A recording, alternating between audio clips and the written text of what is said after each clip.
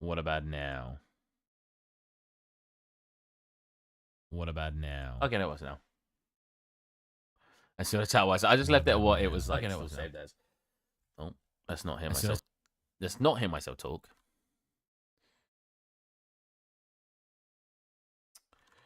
Get Lo-Fi up, even though every time I play Lo-Fi, I get my thing demonetized because it's like, oh, you're not allowed to do that. You know what? I bet that 1,500 view stream wasn't even monetized because, like I said, everything I always do gets demonetized.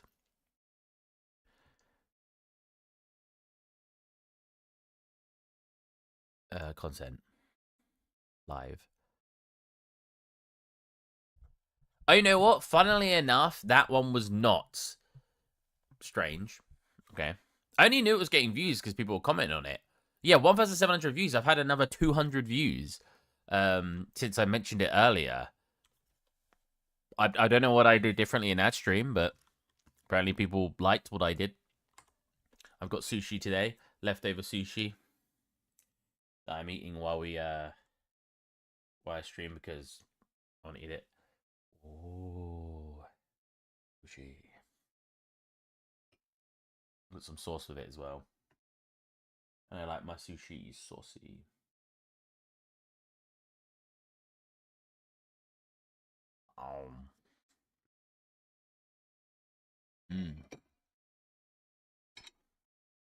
What's that?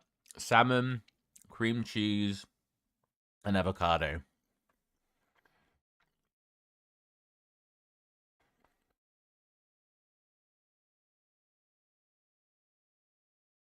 Very, very nice. Oh, so good. I want to eat another one. I cut them pretty thick, as you can see.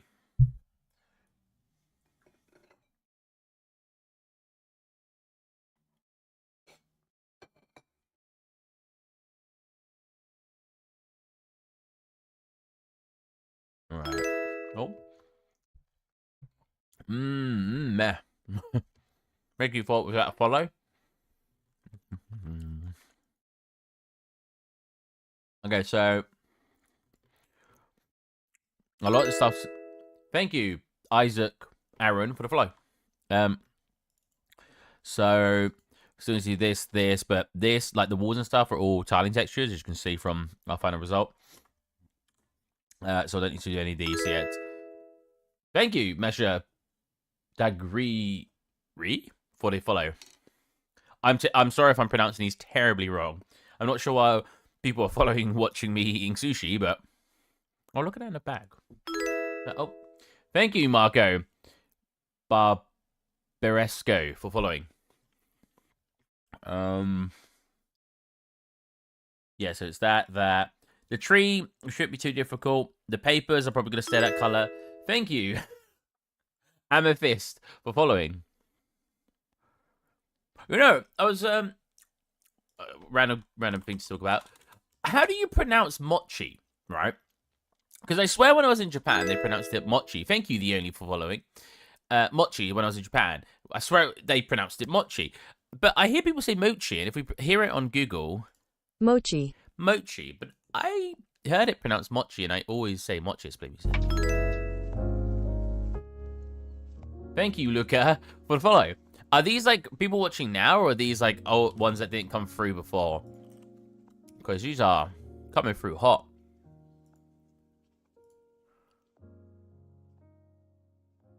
Mochi. Mochi is how I always say. Is that mochi or mochi?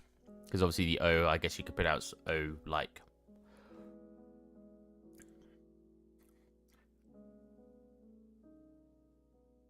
Yeah, I don't know. I just pronounce it mochi. I think my friend did as well.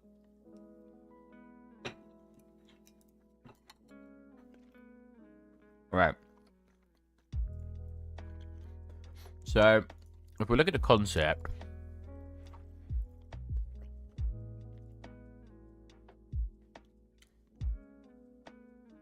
yeah, look at the concept. We're not looking at too many colors for these. That's got like a little accent line there, which we can just draw manually. I don't really need to do a normal map or anything for it. And then the trees. And then the bush over here, I'm going to do using the sort of a foliage bundle thing I've got. And I'm just going to guess have less of it come towards the top. And we should get a similar looking effect. It won't look exactly like this. But that's, I guess, one compromise I'm probably going to do.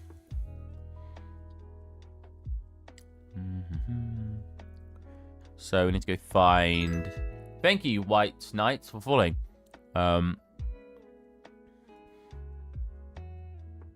What, did I call it Water Tower? Water Tower, I did. So... let's get our base colors first. Now, the thing is, this has, like, lines drawn across it. I can do this in a couple of different ways. So what we can do... I've got to have, like, a line alpha, right? I don't want to draw one. I mean, that technically will work. Scholar.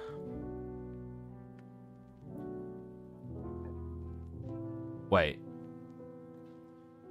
That. Oh, no. Add black mask. Add fill. And then in the fill, we want to do that. Right.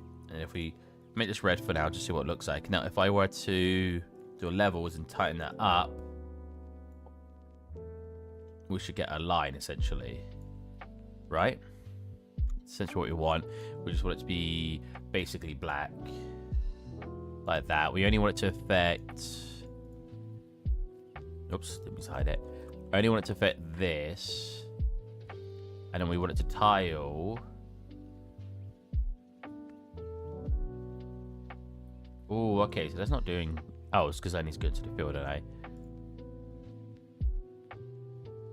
Aha, so we do that. Technically, I only need to do one of them, which is this one. And then we need to make it thicker because it's getting tiled. You don't see it as much. So we go back into levels and you pull this out. And boom, we've got lines going across the whole thing, which is basically just what we want. We just want lines going across it. I could draw them manually, but I feel like that's just a extra effort that I don't need to do. And yeah, I can turn these up as well to make them thicker. Something like this. Yeah, it's good. Maybe just 0.5. Oh, wow, it actually got way thinner. Fine, we'll do what we did a second ago, but I'll just change the levels ever so slightly. And we'll have another piece of sushi. I'm going to get through the sushi very quickly. There's only 3 pieces left. Bam. Ooh. All right. I kind of want to draw these by hand now, because I feel like drawing it by hand will, even though I just said it'd be a waste of time, it'll give it like its own effect. Even though I suck at doing straight lines, I mean, we'll just do an example. I don't know, 0.05. Make it black. Black mask. Cool. So where is the front? So if I do, yeah. So basically, so that's a UV. Grab me glove. Like a glove. Bam. I want to rotate this because it'll just make it easier. Oh, hello, Jennifer. What if you just add slope blur to those lines? It'll just blur it, right? I want them to like move slightly, like to over exaggerate it. Oh, whoops. I want it to like not be wobbly like that, but essentially I want the straight line to look hand drawn, right? So we get that like unnatural. What's the word I'm looking for? We get that imperfect, like the imperfections. I think will help make it look hand drawn. Does that make sense? I'm Star Burns Red from your Discord. I've never heard of that name before in my life. Who are you?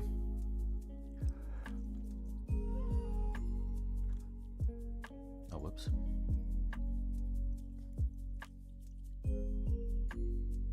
Alright, return it.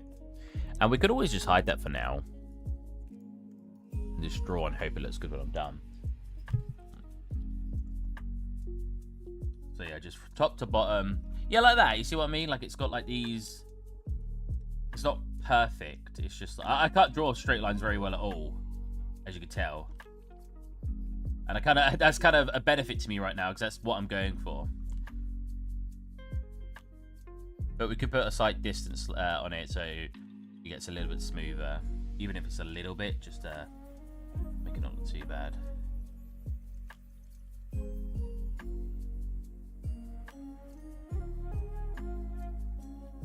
Going top to bottom is weird.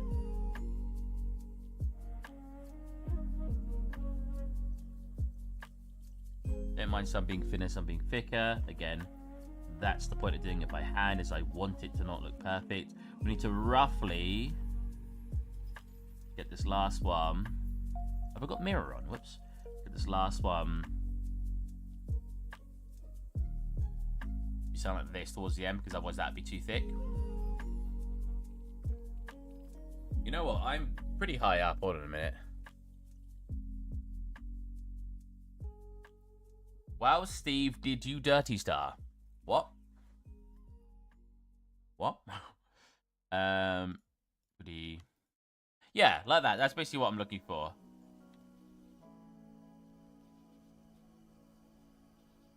Lol, right? Did you dirty star? No, what? Oh, another piece of sushi.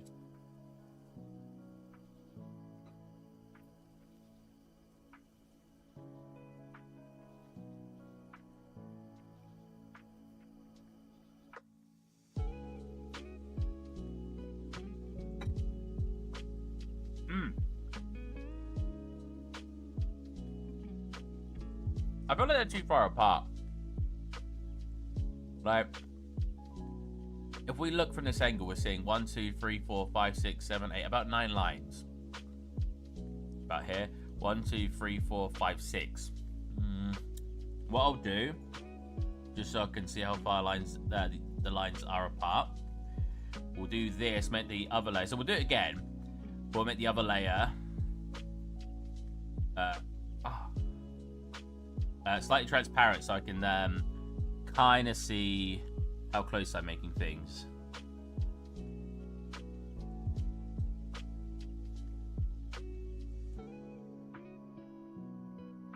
Because I know, like, there's a bit of a distance there, a bit of a distance there. I know if I drew this here, it's too close, too far away. So I know basically just bring it in a little bit more as those lines go to match up.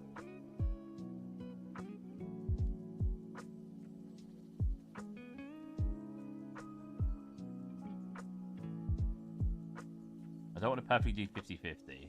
Like, I don't want to do like halfway between the line here. I want to kind of go over. Hand drawing stuff always comes with its own little complications. We're grabbing the last one by my hand and dipping it in. I've eaten so much sushi the last 2 days. I made so much, like maybe 64 pieces. Well, me and my mum, not just me. But still, I probably ate 40 pieces of sushi. That's a lot of sushi. But it's good.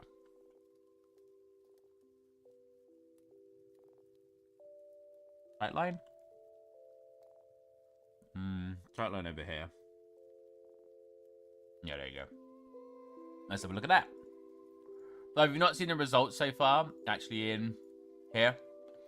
So what we've got going on right now. It's another project. I want it to look like the original. So I think we're getting pretty damn close with that look. Slightly zoom in on this. It's pretty well aligned. Oops. Pretty well aligned. I think the scene needs to be a slight bit more orange tinted, but we're getting closer. We're getting closer. Time to learn with the best. Here he is, boys. Hot Rude coming in. Complimenting me for no reason because I don't deserve it, but still. My boy. Let's go Skylight. I had a good interview today. I never know how much I'm allowed to talk about this. I was actually, weirdly enough, in the interview, I was talking to him about this, about, like, it's really awkward, the information you can feel comfortable, like, sharing. And, but yeah, I mean, it's like I was saying to him, I was like, there's a load of stuff that, like, some some people are super scared to say like really basic stuff. And I'm like, there's no way they're going to have a go at me. For example, in this case, saying, oh, my interview went well. I really enjoyed speaking to the guy. We had a good conversation. You know, there's no way he's going to be like, oh, you can't say that. Chin.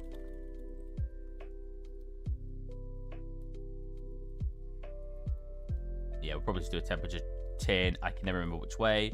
Oh, wait. No, not temperature chip. Is it not temperature? I swear it's temperature. Yeah, there. Yeah, so we want to put it probably up to, like, here. It looks more yellow than orange, though. Problem is, it's tinting the floor. And I don't know how much I'm going to keep that floor actually being white. Because it's kind of impossible in a 3D scenario. Like, how am I going to force that to stay white when I've got a directional light tinting it colors? Unless I were to tint all the materials a little bit more orange, which would solve the case. But then I want to make a night variant of the scene. I want to do like what I did in my last scene, where I do like a little pan that goes like this, and then it pans back and turns to night or something, and then day, night. You know what I mean? Because I really like that look on my very last scene, because it's just like a very good way. There's something I actually talk about in why I will say to people I like having the camera move in my work, in my presentation of my works on my YouTube videos, because it kind of shows that it's 3D. If I had it, even if I had stuff moving, right, it doesn't really fully give that 3D look. But being that it moves a little bit, it really sells that 3D-ness.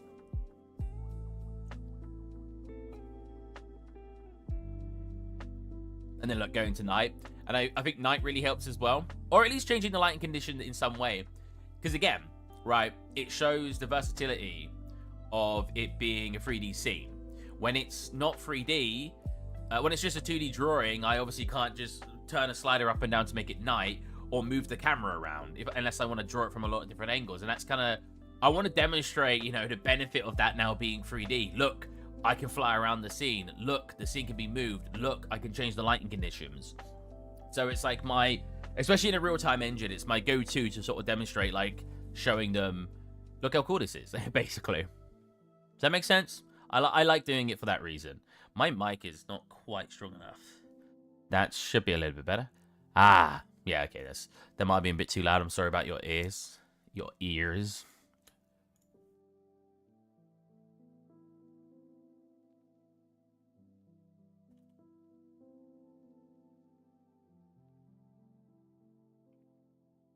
Don't drink energy drinks at 10 o'clock at night.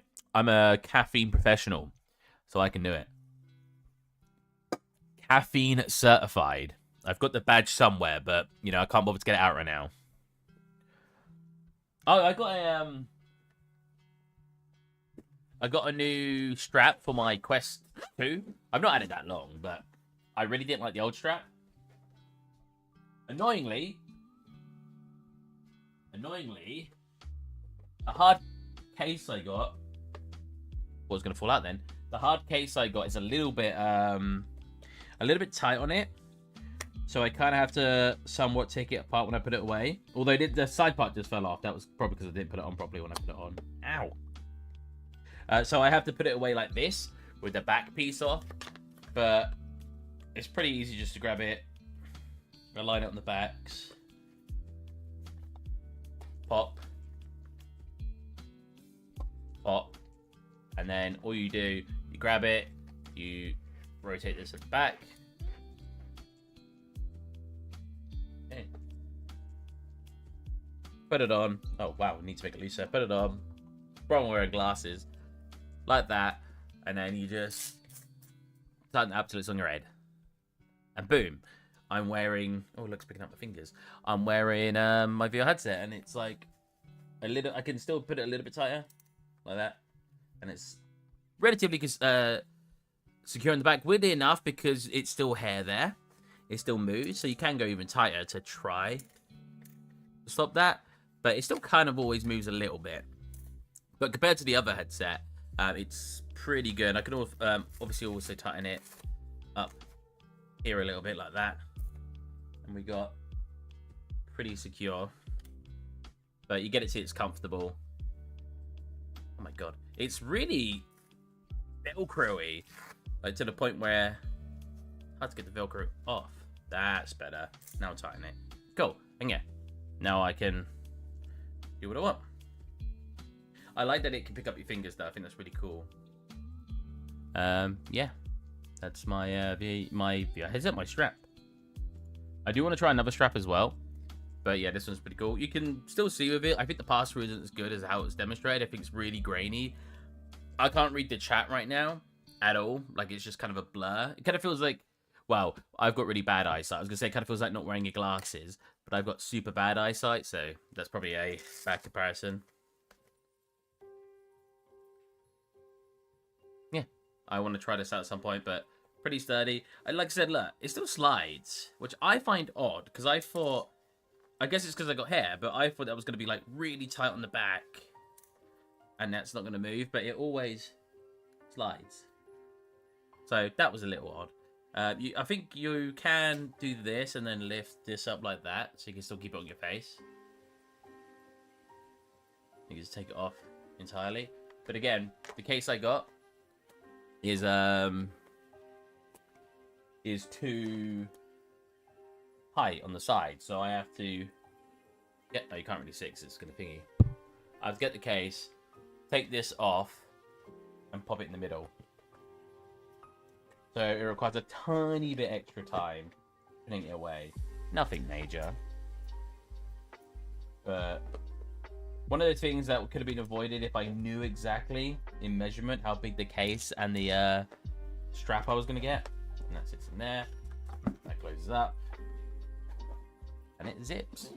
But you can kind of see right at the edge that it ever so slightly bumps up there because it's a little bit tight on the sides. But it's nice and secure. It doesn't get dusty or scratched up in there. So back to work. So let's get rid of the other legs. We don't need that. They're close together now. I think they're too close now, aren't they? 1, 2, 3, 4, 5, 6, 7, 8, 9. That's roughly about right. Get my image. So it's got like a scratchy look to it, which I could kind of do in engine, or I could kind of do in here. Not too big of a deal. We'll get the color first.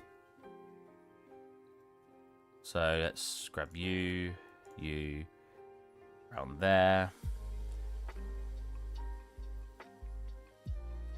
No, in the folder. Silly Billy. There you go. Put a layer on top, because none of this scene's gonna actually get any roughness, so all the roughness has basically been turned off. None of this. Like that. I want to make it a fraction brighter, I think. Hello, Steve. My computer acting up hard with slow browser. May switch to my phone sometime. My Chrome has been super slow lately. I actually had to swap to Firefox. Funnily enough, you say that. Yeah, there's like blotchy bits. Like, it's kind of at the where the occlusion would be. So it's like, pop that in there. Add generator. Occlusion. Oh, wait, what did I... Oh, whoops. Add one here. I did just do that, but then I got confused because I'm a silly boy. Add generator. Ambient occlusion. A black mask. Add generator. Ambient occlusion. Invert. So yeah, it's kind of coming up from the top and bottom. A little bit of blur. Like so. But then... Do I turn that more? Probably. But then we've got like a grime. Grime. Is that nice little grime? That.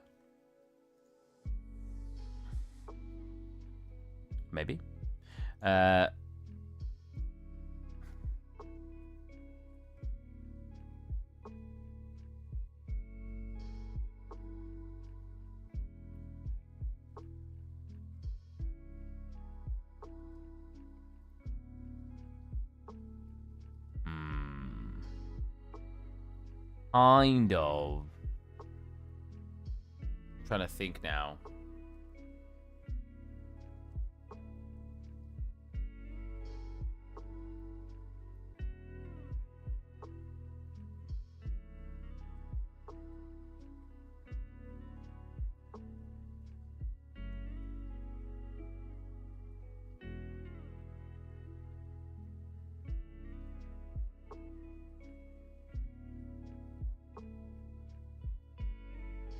I want it to be stronger and get weaker as it goes away.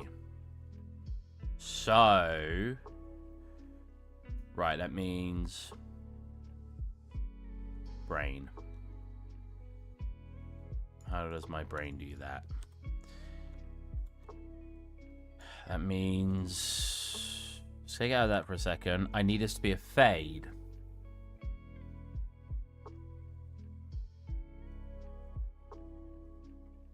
Yeah, so it needs to fade, right? So instead it just needs to go... like that? Then how do I... Oh, yeah. So then I do a fill after this. Not filter. Fill this. That's not going to work, is it? No. I do know how to do this. It's just been a while, so I have to, like, wrap my head around it. Oh. That's interesting. Maybe it is a separate mask. I'm trying to think. Because, like, it fades. And then I basically need to... like, in Unreal, I would just basically add it and then do a floor or a seal. And it'll force it up when it gets above 0.5. And that will give you that value. Because as it goes towards the value of 0, it will just negate it. I'm trying to think how that would work.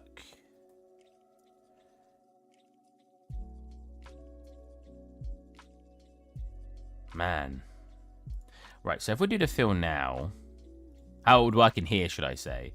Because I know how to get it working on Unreal. So if I did this, we turn up the balance and we rotate. Essentially what we want, but we don't want it to come across this middle. We only want it to appear at the tops. Which means I then need to do a generate ambient. No, that's just overwriting it. Because what I'm thinking it should do is basically only apply a thingy on there. But that's clearly not how it works. Oh, whoops. Yeah, like this doesn't seem to be doing anything. So that means I should just black mask this and then do it. I've got 2 ambient occlusions. Problem is I want it to get tight, but it doesn't quite work the way I want it to. So it might have to just work as a fade. Kind of like that. But I want it to be more blurred. I want it to be a little bit more blurred, and then I want it to be leveled. Have that blur tightened up. Yeah, more like that. So we get these chunky shapes instead. Problem is, we're still not getting that good effect we want here from that ambient occlusion. It's just cutting it off. I mean, it's still kind of working, just not fully to the way I want it to be. I mean, if I can't get it working, then I might just draw it manually. Which is fine as well. Which, yeah, I might just do that. After all that. I mean, it's always worth having a go to see if it works. Well, depends. If you're working at a company and you're on a really tight deadline, doing it the way that you know is going to work might be just the best. But, yeah, it completely depends on your scenario. Because it's just like these kind of shapes. Sort of like this. So I'm just going to add them on top of each other. And then we're going to fill them in. Is there not a fill button in this? You know what I mean? Like, when I draw a shape, I then click fill in the middle.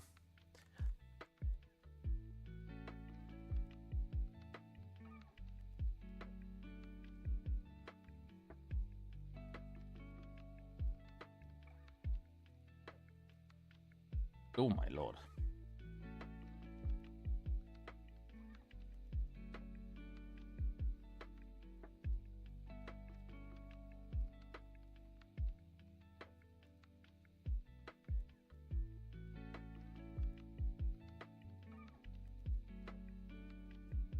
Yeah, interview was pretty cool today.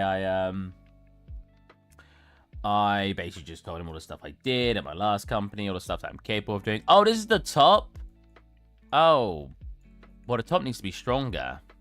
Oh, God's sake. I thought it was the bottom.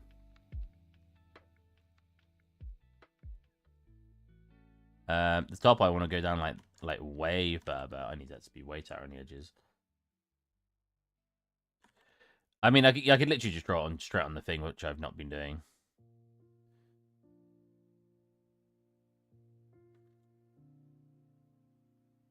My interviews always turn into just a conversation though. Like, oh, this. Oh, yeah. Oh, have you played this game? Yeah, I played this game. Oh, what kind of music do you like?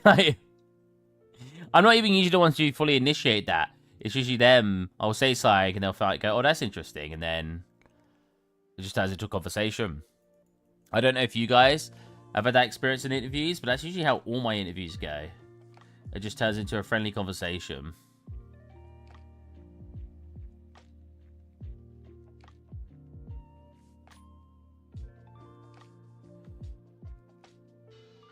Oh.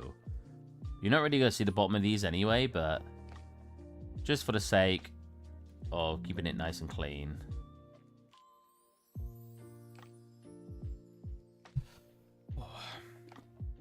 What do you guys say? Oh, Steve, by the way, your mic's been muted the entire time, and I'm just like, and nobody told me?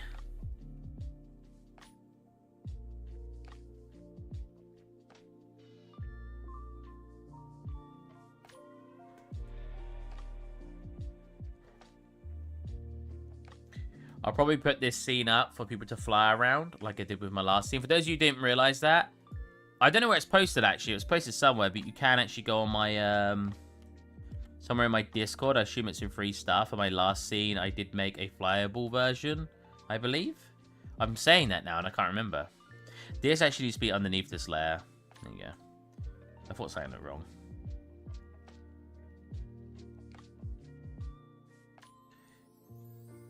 How you guys been looking for work? As always, I struggle, but what can you do? But I'd like to hear you guys say you're not struggling and it's super easy, because that's what I want to hear. I find it really weird that people want other people to have as bad of a life as they had. Like, if you grew up with a lot of hardships, people would be like, I want you to grow up like that because it taught me how to be a stronger person. I'm just like, I get that to a certain degree. But when it's like really bad stuff, like, I don't know, having horrible experiences at work and then people saying, you need to experience that though, because it makes you a better person. I'm like, no. Stop. I didn't grow up. When I was jobless, I didn't grow up and get benefits. I just worked. And got my money that way. And it's like, yeah, but cost of living is really expensive now. I'm not claiming benefits, so I want to clarify. But it's like, yeah, cost of living's really, really high at the moment. And in some cases, it's really hard to find work. That's no excuse. I mean, it is. Again, it's one of those examples of like, where they'll see the worst case scenario, right? They'll see someone sitting at home, not doing any work, not trying to find work, and they'll, you know, getting lots of money off the government, whatever. I'm not going to make this political, I'm just saying in general. Like, someone's being lazy, and they'll use that as an example of worst case and be like, everybody's like that. I'm like, no. Look at me. I struggle to find work all the time. I struggle to find retail work. Like, I struggle to find all sorts of work. Jobs just don't usually give me interviews in any job. Oh my god, where am I? So yeah, it's not always... It's fine to want a better life for people. I think I'll look for a new job. I think so. Yeah, for some reason, some people see it as like this huge weakness that you want other people to have a better life. It was like talking about unpaid internships, or, you know, when a job takes advantage of its employees, and you sit there and you're like, oh, I don't want this for other people. But other people would say, no, I want this for other people because I had to experience it. It's like, that's weird, bro. You want other people to suffer like you did? Why? Why didn't you just want a better world for people? You know what I'm saying?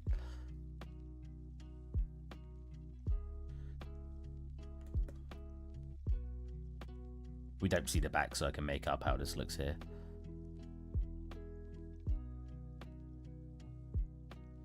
I play some Dark Souls in a bit. My friends installed it, and I just wanted to play it again. I'm supposed to be playing it with him, but in normal Steve friend fashion. Oh, sorry, I'm busy today. Let's do it tomorrow. So site came up. Let's do it tomorrow. Oh, man, you know, site came up again. Let's do it tomorrow. You around stage play? No response. Oh, yeah.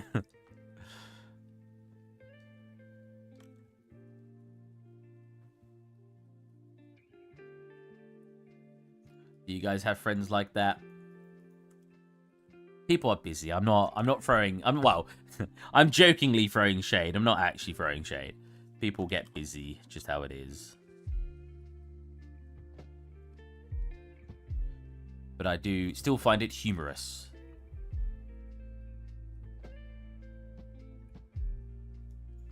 But there's always tomorrow.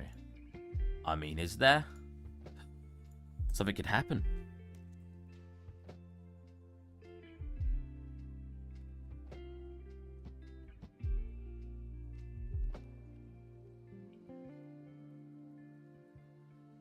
Weirdly enough, this one seems to be on top of this. Like, this one's actually getting rid. The black line.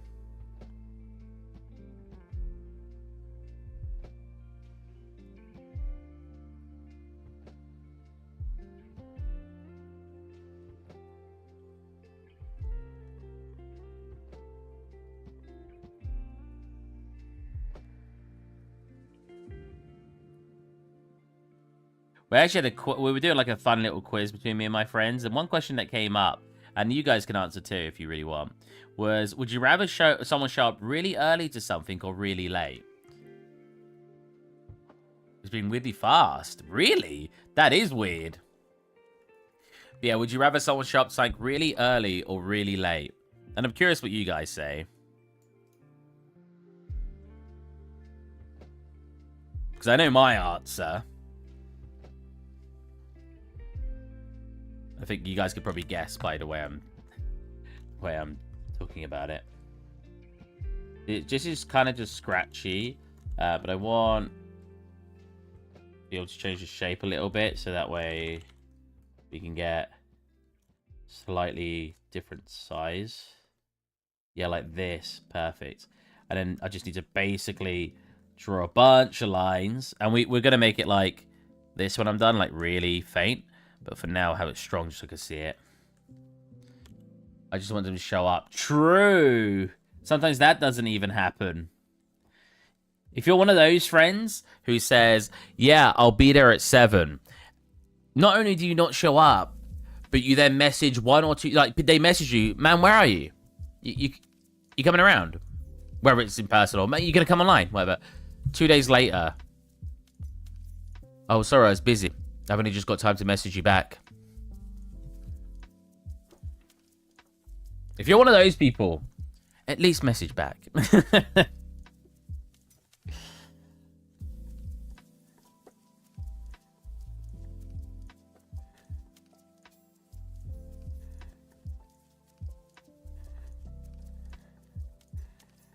want to cut these off early sometimes. Sometimes I only have them like come in the middle. I don't know if this is supposed to look like wood, and that's why it's a little bit like this, but... It's the chat. The chat's definitely been moved. There you go. Because I used to have to reach up really high to get it, but now... But it was just like... Really low there. I mean, I always prefer someone to show up... Well, I don't want them to show up early or late. I want them to show up on time. But if I had to pick, I'd want them to show up early. And the reason for this, right? If someone shows up early, they could 100% like make it so you're in the middle of something. Let's say, oh, they're showing up at 7. It's 4:30. I'm gonna quickly, I'm gonna watch a movie, right? You get 30 minutes for your movie. Knock, knock. Hello, I'm here 2 hours early. Oh, I was in the middle of a movie, but you've got choices here, right? Do you want to finish watching it with me? I'll put it on pause and watch it later. Or if you're doing housework, fine. If you're leaving to clean your house hours before someone shows up because they're visiting, that's on you. Admittedly, they should be showing up early anyway and announce, but that's still on you. You should clean your house way earlier than that. But, you know, oh, sorry, I still got the dishes to do. Oh, and you just do it, right? It doesn't matter if they showed up early. I guess it depends on the type of friendship. If somebody shows up late, all right, I've done everything. No more commitments. They're going to be here in 10 minutes. I'm going to wait around for them. 10 minutes go by. Nobody shows up. Okay, I guess I'll watch YouTube while I wait. 30 minutes go by. Man, where are you? Nothing. An hour goes by. You know, 2 hours have gone by, and you're just like, I guess they're not showing up. You know, I've waited 2 hours. I've not done anything. I didn't watch a movie. I didn't go play games. I didn't go out to the shop. I didn't do something. I didn't go to the gym. I didn't do these things because I assumed someone was showing up. Boom, they knock at the door. That person's now wasted 2 hours of your life. Because, I mean, if they're contacting you, oh, I'll be 2 hours late, at least you can then squeeze it in. But especially if they're not contacting you, right? You have waited around and wasted that time. Does that make sense? Whereas if they show up early, you've not wasted any time. You can push back what you were doing later.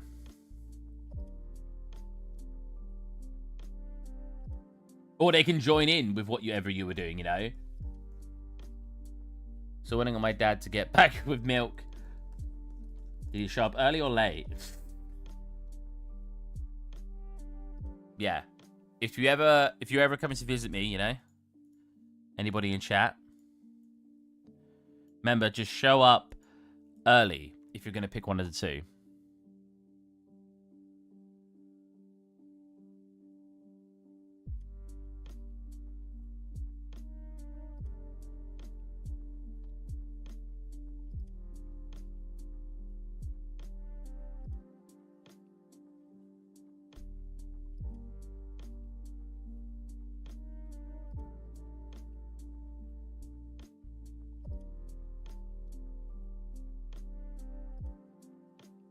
Pro tip.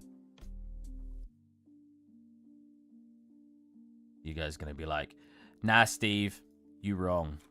I mean, it's personal preference. If you want people to show up 2 hours late than 2 hours early, that's on you. You know, I don't know why you'd want that, but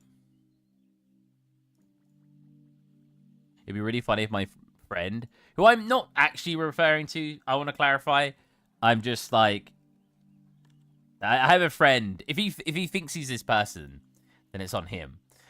He's kind of one of these people who who does show up late to things. Well, I don't know if he shows up to late to things in person because I only do things with him online. But yeah, he is one of these people, and I don't like it. But it's fine. If people are busy, they're busy. I can't really stop people from being busy.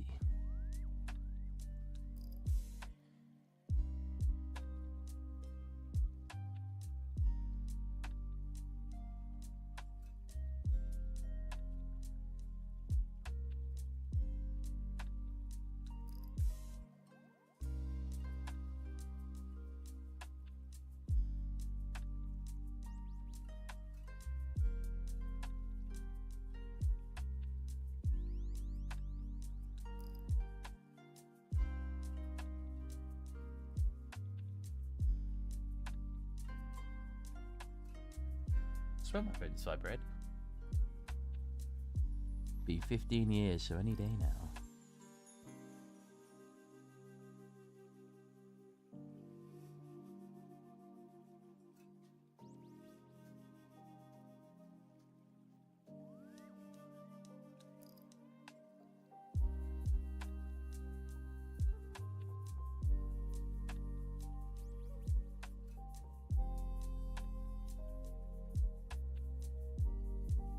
Oh. The problem doing an entire scene is you just zoom off sometimes because it doesn't really focus on what you're trying to focus on.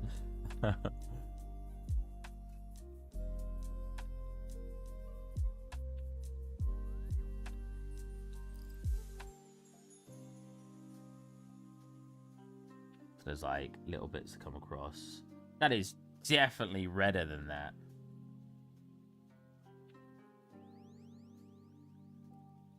That's better.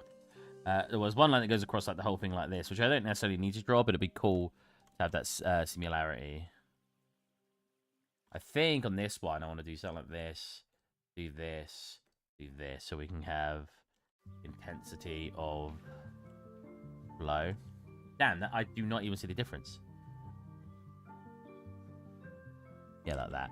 So it's like something, it's like quite soft, thick, soft, like that. Whoa, stop it. All right, and then here, I come back into this, and we just basically want just little bits that go along here. They give it sort of this edge going on. Turn you off.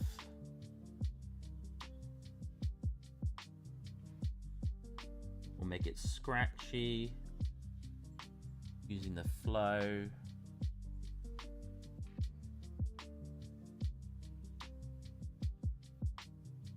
There you go. Now we get the scratchy edge like that.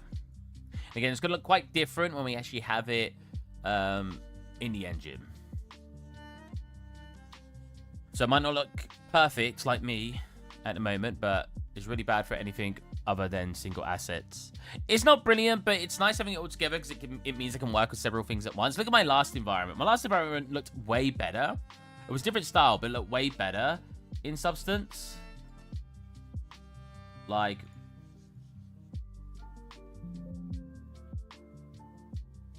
Oh. Is that not... Where's the other one? I don't have it. I mean, I do, but... I can't remember where it is. It's like corner environment. I suppose it's not there.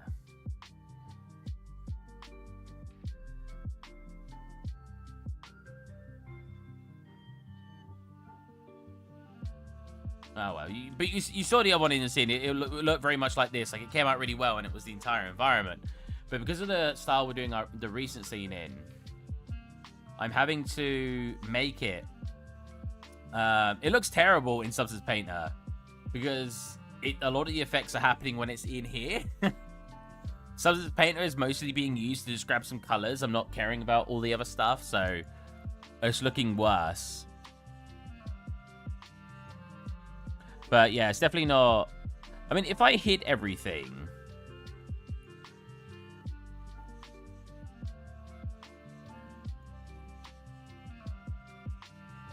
I wonder if it would focus up more. No, oh wait, okay. Yeah, it's still, I press F and focus still does the entire thing. So that's, yeah, it's not brilliant. You'd think if I hid everything. Hello, what the, DLLO, I assume that was supposed to be hello. Oh wait, show all, there you go. Yeah, you'd think if I selected it as well, it would focus on that thing. Very strange that it doesn't. I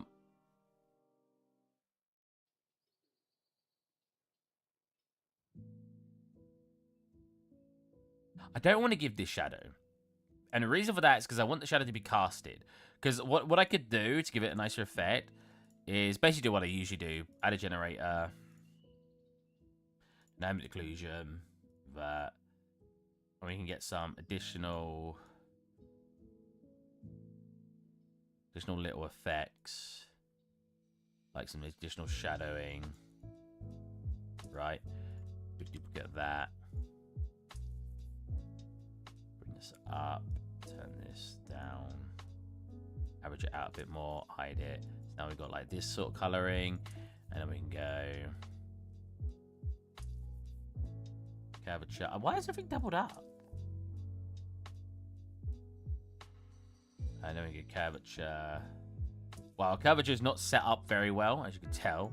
That's fine.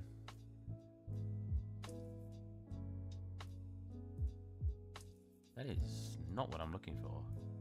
I guess like that. Blur it a little bit. Set it to an overlay. Turn the color up. Slightly reduce it. And we have already, look, see how much more 3D that looks? And how much flatter it looks. You can just tell by looking down here. Bam. Bam. But I don't want that because my software is doing all of it. For those of you who've not seen again, which is like this. So I don't need to worry about it, even though I really want to because I'm used to doing it. I'm having to like train my brain to ignore what I want to do. Now, this is getting tinted because of the light, so I'm gonna have to just do so like more like this. Make a little bit more gray. And that is just these bits. And then lastly, do another folder.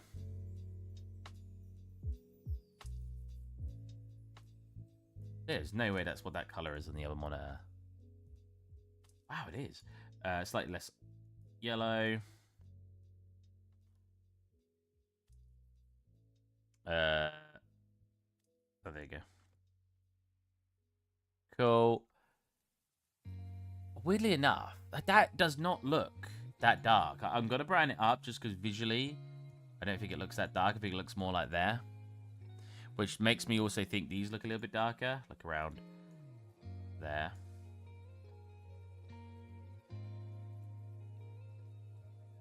And then all I need to do here is add a darker...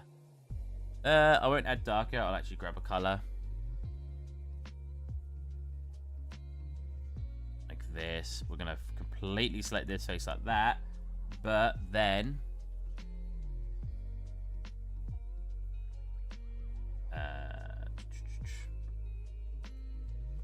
gonna grab this. I'm gonna do stuff like that.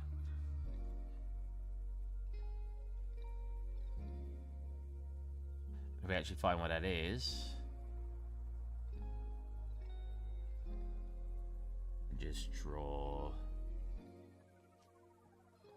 a little bit.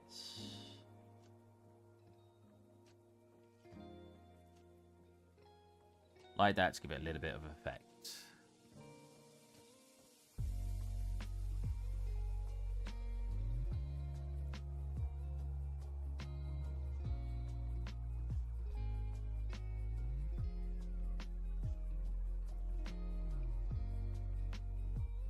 Yeah, we kind of want to look like it's hand-drawn, so I don't want it to be perfect. Which is obviously beneficial to me, because obviously not making something perfect is going to be easier than making it perfect, so...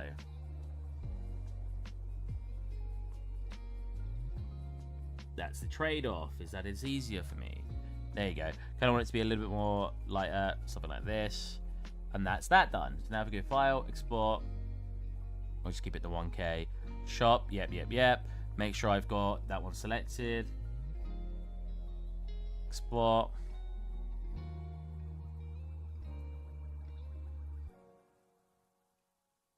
There you go. And then we go, boom.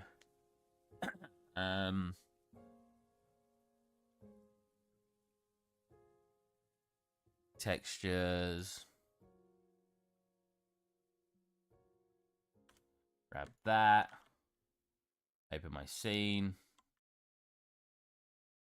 I've actually got a texture folder, so I put it in there. I've got stylized asset kit in here.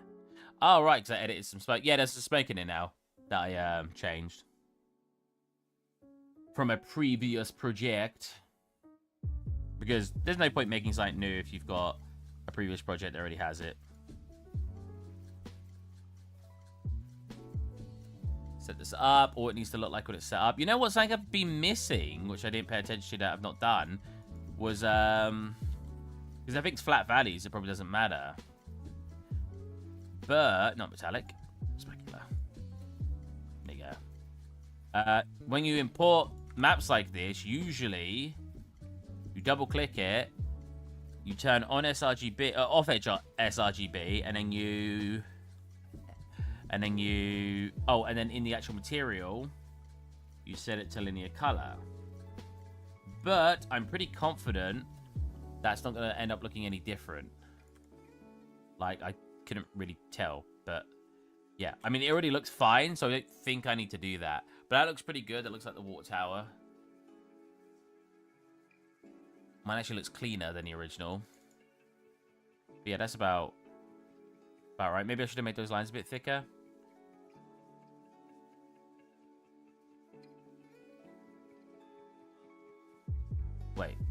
What angle am I in? Oh, I'm not actually... There you go.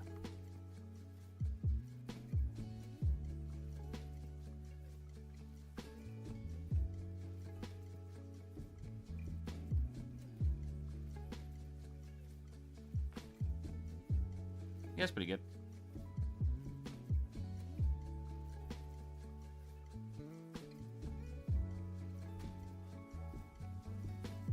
Mine's a little bit different shaped, but I don't think that's causing much of an issue at all.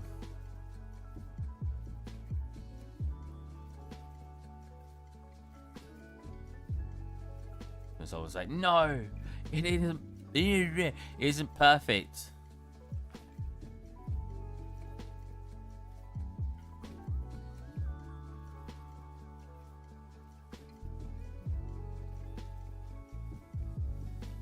What do you think about using the albedo map as roughness map with proper parameters for intensity and contrast control?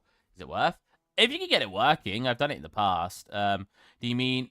I was exiting Steam at the moment. Do you mean... Whoa! Oh, I'm an idiot. I forgot. Substance Painter's on Steam. I was actually in Steam, so you guys didn't see the name. Whoops. I just clicked no to saving as well. Oh, here you go. Save.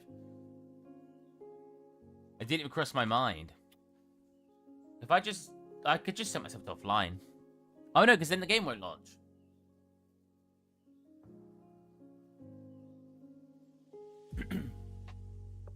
I don't like having playing it on Steam for reasons like that, but also, and this one's a really big one, also because you can't have two instances of it open. It doesn't sound like a big deal, but when you work with a lot of projects and you're like, oh, I'm going to cross-reference something I did in another Substance Painter, I can have both of them up and copy things to the other one. I can't do that in the Steam version. And it's a really weird oversight, I think, from Steam, because you can't do the same in Blender either. Or other softwares. And there are certain softwares that you do want to think, yeah, in order to save one text sample, which I heard is one of the most expensive elements in material.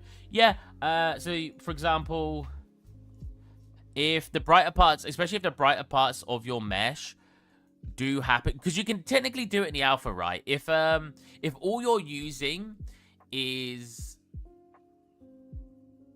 yeah, it will close your game usually. Unless you set it to offline mode, then you can. That's why there's an offline mode. Yeah, you can actually put your roughness map in your alpha for your normal texture. I'm pretty sure Substance puts your emission map in here, or your alpha mask map in here, so that way if you've got parts that cut out. But if you're not using it like that, you could set up a Substance Painter that will put your roughness in here, so that way you literally only use one texture. Well, again, only if in this case, yes, because I'm only using albedo and roughness. I'm not using a metallic map, and I don't really care about the occlusion map. I don't think that's doing much. So I actually could put my roughness in my alpha, and we could control this entire material using just that one alpha. I am being lazier in this project, so I'm not making a master material and stuff. I'm just throwing them on and going with it, because it's just quicker and easier. As I said, a lot of times when we do these projects on Steam, I'm looking for speed. Speed. But in the way I assume you mean, basically, is, for example, look, this concrete material I made, right? I've done some stuff to it with noise, right? I'm coloring it as well using this, but if this was, let's say this was a texture, our end result, so let's say this was a texture, right? Our end result looks like this. If I was like, oh, I want the black bits to be shiny and I want the white bits to be rough, what I could do is let's say this texture here is this, right? So pretend this multiply is like using a texture sample. Like this, right? Pretend this multiplies a texture sample. What you could do is you could take that texture sample, and in this scenario, if I didn't want any color to it, because I'm making it a black and white mask because it's going to be roughness, I first would do a desaturate, a value of 1, causing it to look just complete black and white, which it looked like anyway. But for example, if I was saying, oh, I want to make this red, right? In our result here, it'll be red, but now we've desaturated it, and it'll be not quite black and white. This will be gray. Now what you're going to want to do is you're going to... In this case, we can round it, because this value is going to be low enough to be able to be rounded. So if we round... Oh, I say. So, apparently this gray is dark enough that it's below the value of 0.5. So what you could do... So it just requires a little bit of extra maths. What you could do is, I know this black is black. It's 0. So let's say I have 0.3. I know we're not going to make that black go to 0.5, which means we can get this now. So now I've divided our pretend texture sample into into our blacks and our whites, right? So let's say, I don't know, the white part was concrete, but the black part was supposed to be water droplets, yeah? So now I've divided that out. What I could do is I can lerp it, and I can say, okay, I want...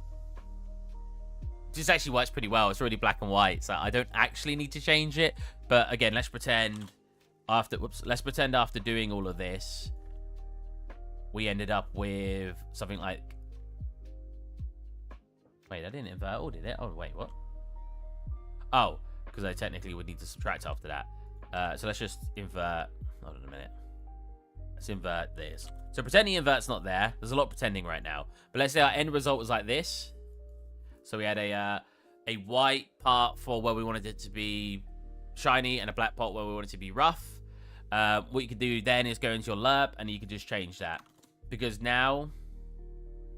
Oh, I'm not previewing it. There you go. And like, if you wanted to obviously change those colors too. So if we were like... If you were using this for your color map,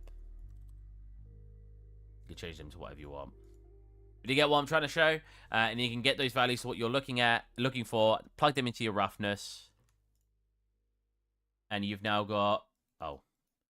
Change that to not being red. And you've now got these shiny parts. Hold on a minute. I can't even tell. Where's the light? Are they shiny?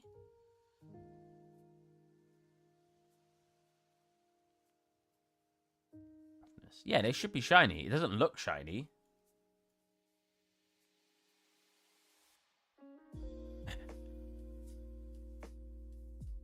I think they might be shiny, but they're just so small it's hard to see. I mean, if we plug it into metallic, it'll be a much... I guess... Oh, well, no, with the subs metallic. But yeah, those black parts I just don't think you can see, but they're actually shiny. I don't know why I can't see it. Because it should definitely be shiny. No. Yeah, you can manipulate your albedo in ways like that. Don't save. Hopefully that did save.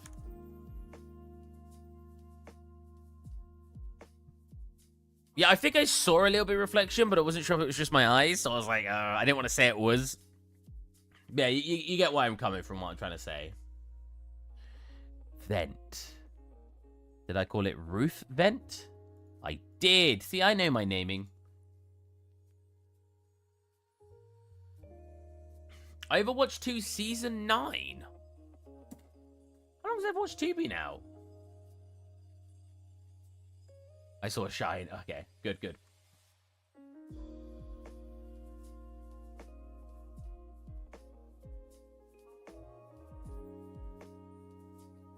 It's been out for... Oh, wait. October, November, December, January, February. It's been out for 1 year and 4 months, and there are 9 seasons. That's a lot of seasons. In 1 year and 4 months, compared to League of Legends release date. 2009, so that's been 10, 15 years. So in 15 years, League of Legends has had 14 seasons. So in 13 less years, Overwatch has had 9 seasons. Overwatch 2, unless... Did Overwatch 2 have a season 1, or did they just carry on from Overwatch 1? How many seasons did Overwatch 1 have?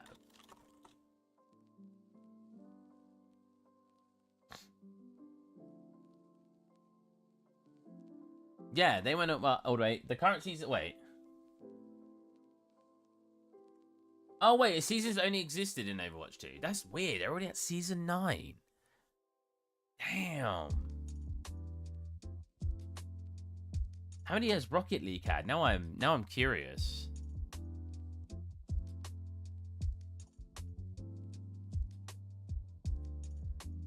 Rocket League is on...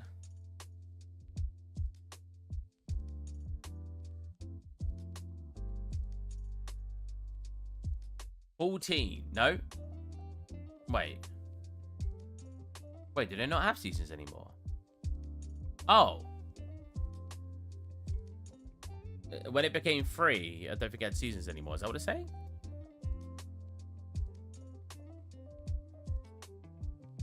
People really, really like seasons. And I think it's like a mental thing.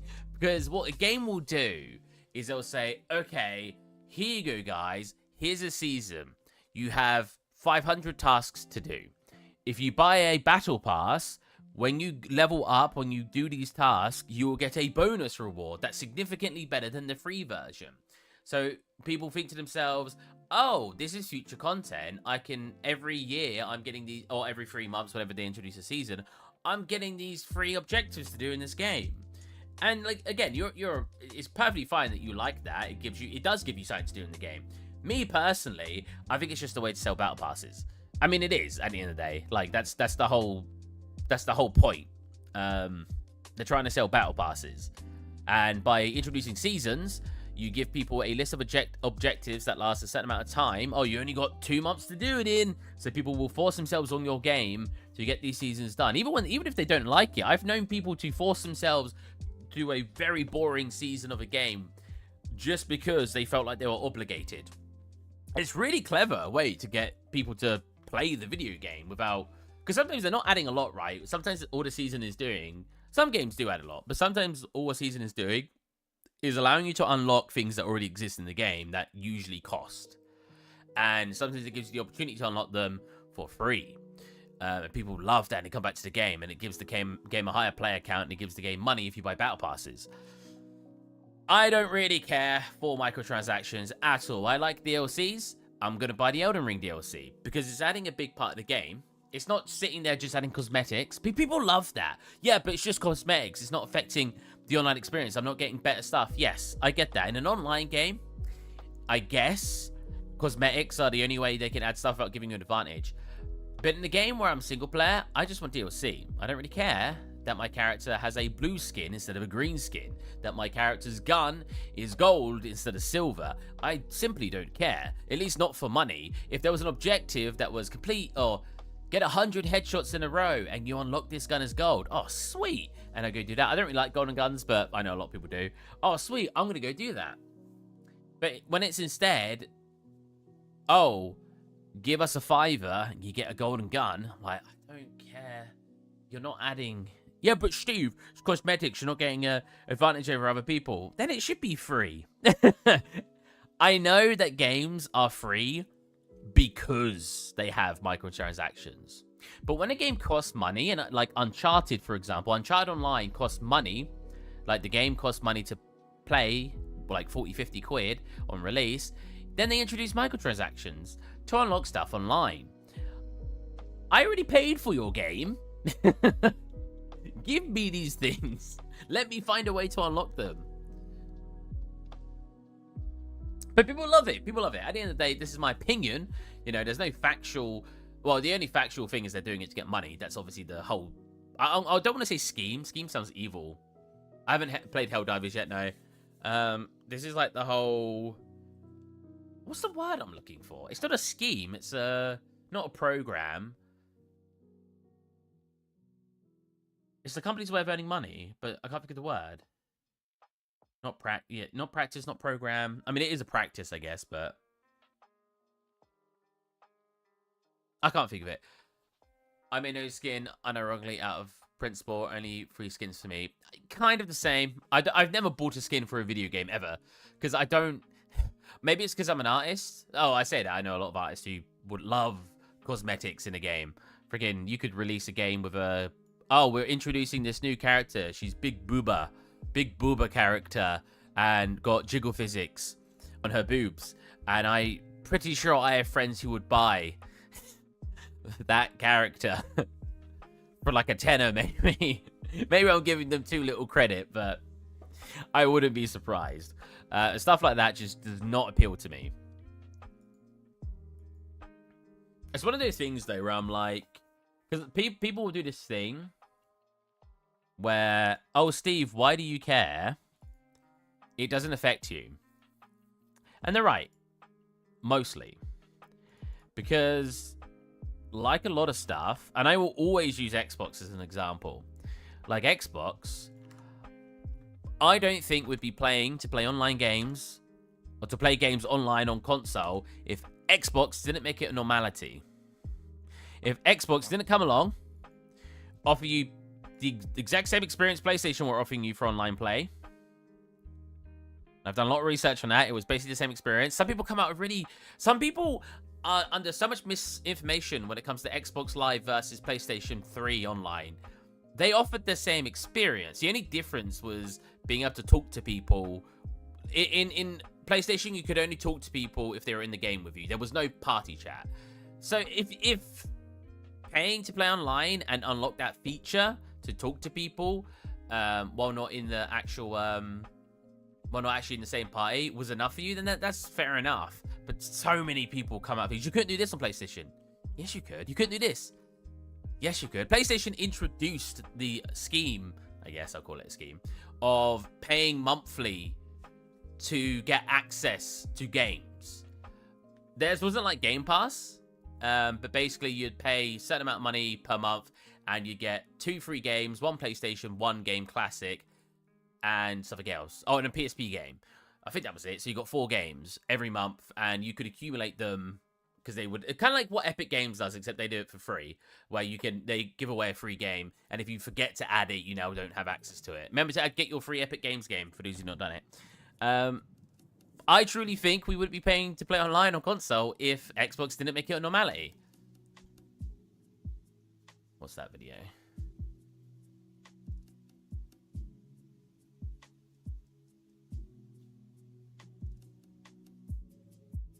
Did they do it first?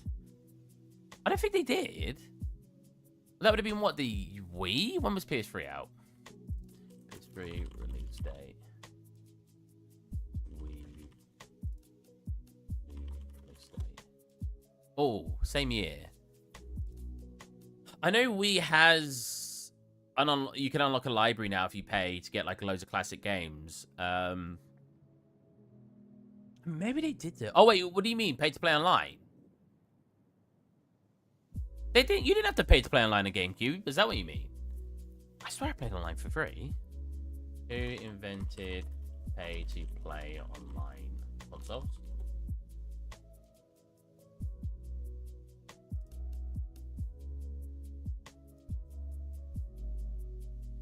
Technically, we could say World of Warcraft or something.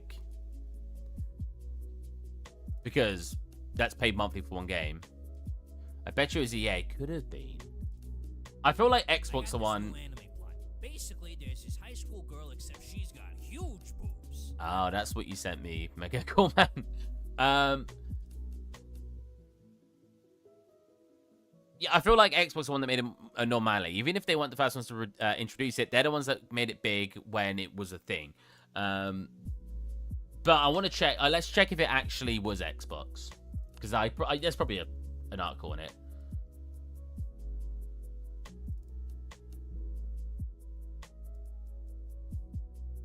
Okay. Lost.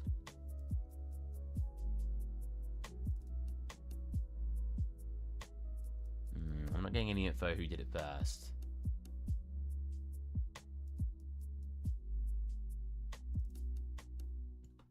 Who was the first to charge to play online games?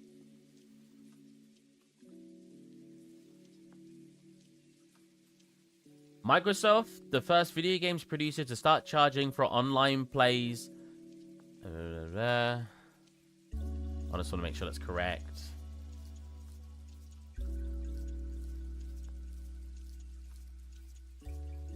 The first video game producer to start charging for online plays has never explained that decision. Yeah, it says here they were the first.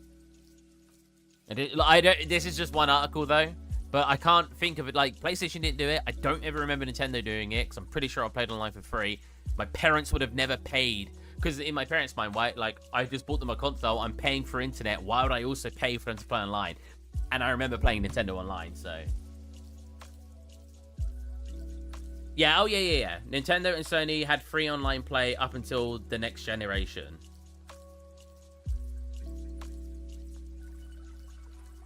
But it literally says here. Where are you finding that?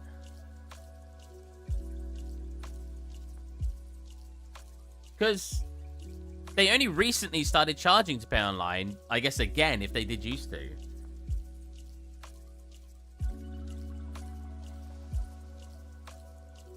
Nintendo has always had a notoriously bad online service, for those of you who don't know.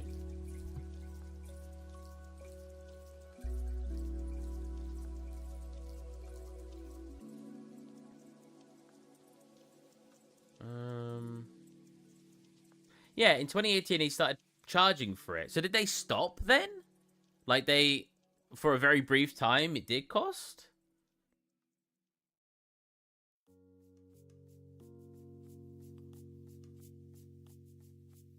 Yo, Steve. Hey, Adam. Oh, Adam. Hey, how's it going? We're talking about video game consoles. Here you go. Here's the latest scene I'm making. Oh. Bam. We're making it look, or trying to make it look like the original concept. If I align it correctly, you can actually swap. Oh, wait. Wait, hold on a minute. There you go. We're pretty close. It's not spot on, but I think it's close. Maybe we should move this. We moved it because the shadow was a lot further, but yeah, that's better. Show me some shader magic in Unreal. Oh. The only shader magic going on right now is something I've edited a lot.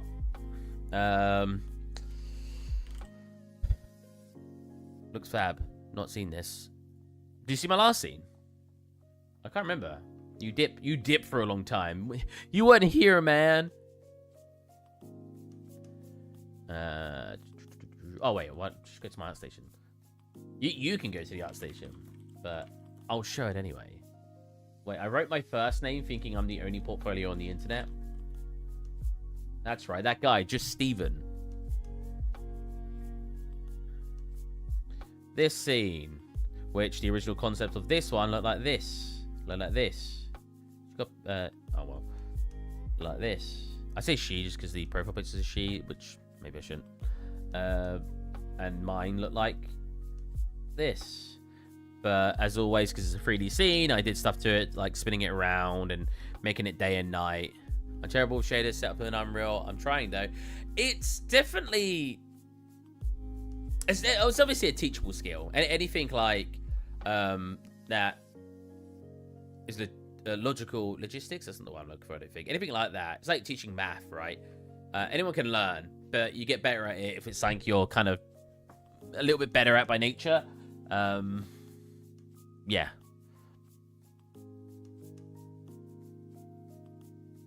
If you don't mind me asking, where are you working now, Adam? If I remember correctly, we've spoken about before, but I forget people quite often. You were...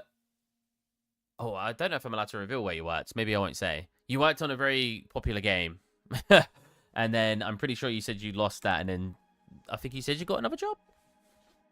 If you're allowed to say. You don't have to reveal to the public on my stream what you're doing. End Dreams? What's End Dreams again? It looks familiar. I'm pretty sure I applied for them recently and I didn't get it. Oh, Power Wash Simulator. Power Wash Simulator is awesome. Or did they just help with it? Were they the actual creators or did they just make it VR? There's a Power Wash VR. I might play that. VR games. I think I applied for them. Maybe I should. Work for End Dreams.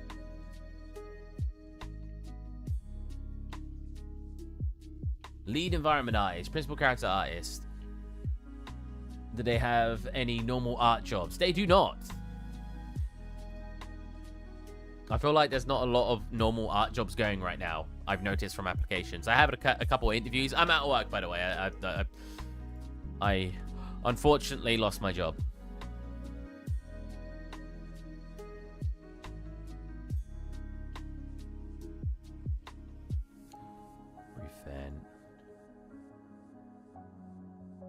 Anyways, yeah, so let's talk about, like, with Xbox introducing paid online services is, that was just an example, but, like, my problem with a lot of these things is a lot of people tend to say, why does it affect you? It doesn't matter. And I'm like, it does. The reason it does is because when one company does it and sees a company earning money for free, another company's going to do it, because why wouldn't they? So regardless of what people like to think, it does have an effect when one company chooses to do something over another company, and then because the company will realize, hey, look, they're getting free money, and then do it themselves. That was an interesting conversation I had the other day. I was talking about, like, how I find it really interesting when a company chooses to change a story very quite a lot, right? So X-Men Origins, for example. They made Deadpool have his mouth sewn up. What? He's literally the merc with a mouth. The whole point to his character, especially if you watch Deadpool now, is that he talks a lot. He's a jokey character. They sewed up his mouth in Xbox Origins, and I think they kind of double back to that and basically said it wasn't supposed to be Deadpool, even though it was his original character. It was supposed to be Project X or something. But people didn't like Halo because apparently they've changed that a bit. Game of Thrones, the way that ended. I mean, I can't fully blame them, but I can at the same time. They apparently really rushed the last season.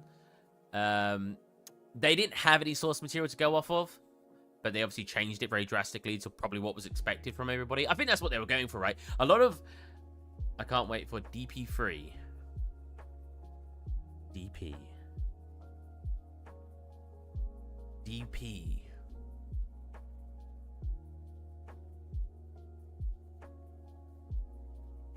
I hate abbreviations because I can't think of what someone might mean.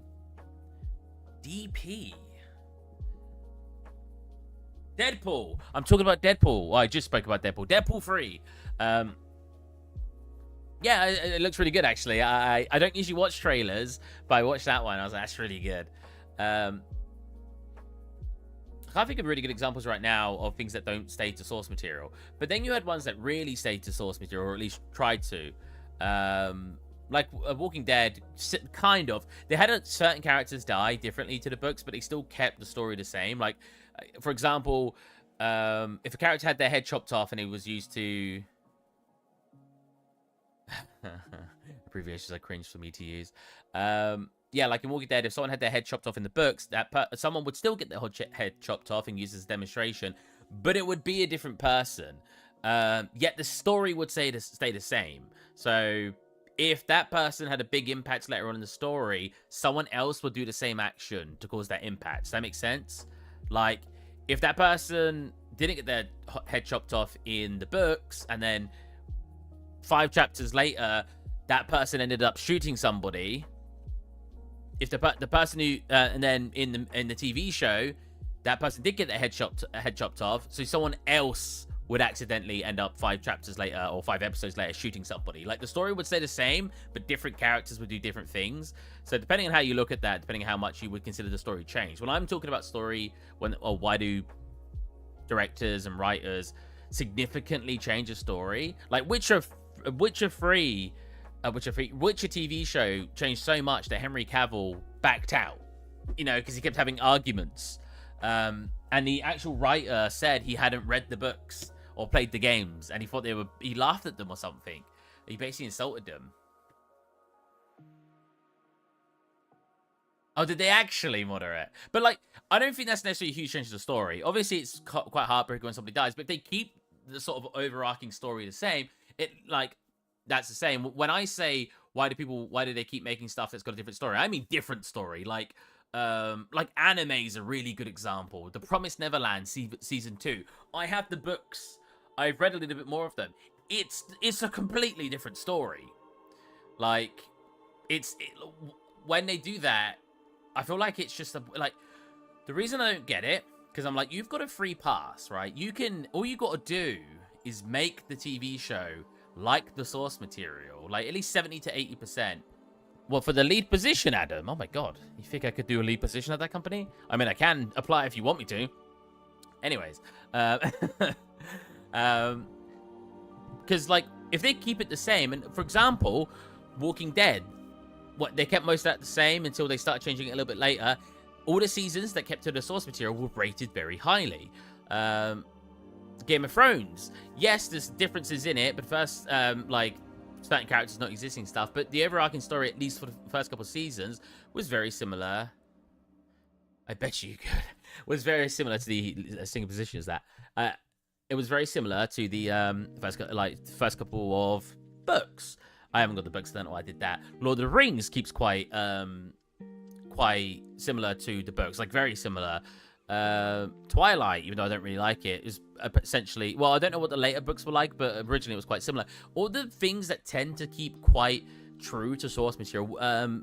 Last of Us, there was a weird one my mate said about that. He's like, but they did this in a couple of episodes and developed a character more. I was like, yes, but the overarching story was the same. The Last of Us was praised for being similar, or similar, for keeping quite true to the source material.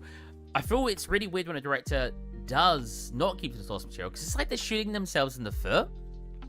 And I don't really get it. And I've had some people explain to me, because there's some YouTubers I watch who talk about this as well, who I share the opinion with, of I don't get why they change it. I just mean they introduce characters purely to kill them off because they're too scared to... Oh, yeah. I get what you were meaning by that. But... block it. But, oh, you made me lose the train of thought.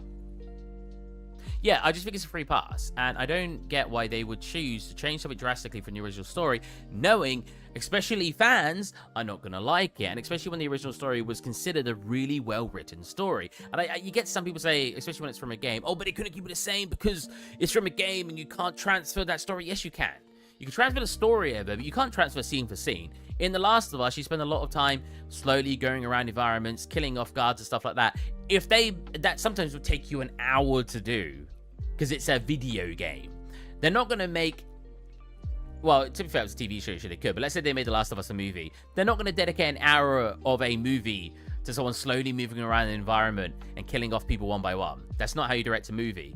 I understand when you change that, but when you're changing the overarching story and then claiming it's because, oh, you can't keep it the same because it's from... No, you can. You can keep it relatively the same. Again, which is like what Last of Us did. And then Walking Dead and stuff like that. The thing is, yeah, it just feels like they're shooting themselves in the foot, because another thing someone said to me was, oh, but they're trying to appeal to a larger audience, so they're going to change the story. That doesn't make any sense to me. You don't need to change the story to appeal to a larger audience, because the audience you're telling me that they're trying to appeal to haven't played the games. They haven't read the original books. So it doesn't matter if you keep it the same, because they've not experienced the first one. You're still catering towards everybody by not changing the story, or by keeping the story the same. Because the original people haven't... Dark Souls the movie, you see the guy dying. Yeah, right? To be fair, the reason that happens, they actually do explain. Because you are coming back from the dead and fighting them over and over again, right? I'm pretty sure it's like the actual story. So they could kind of demonstrate that, showing that he's gone for a couple of attempts. But yeah, they're not going to show someone doing it 100 times and getting like really frustrated like a gamer does, right? But you could still write a movie that keeps the original story of a Dark Souls game. Yeah, I don't know. It just doesn't make sense to me. Because anytime someone seems to tell me their reason to why that makes sense, I'm like, but that doesn't change anything.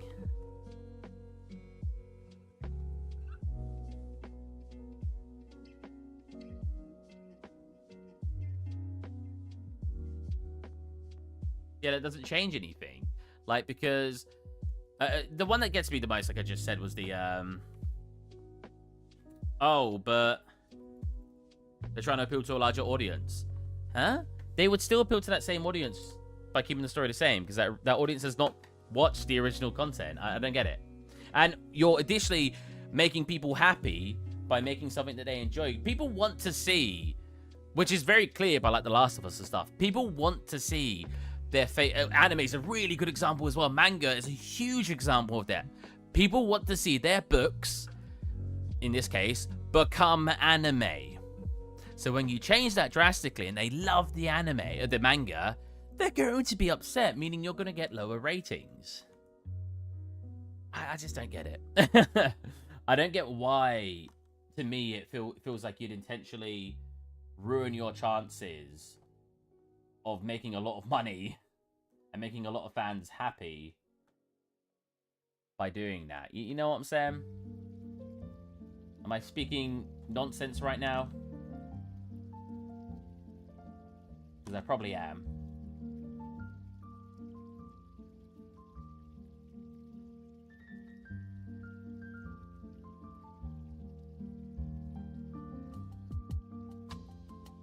Whoa, why did that get so thick? Extra thick.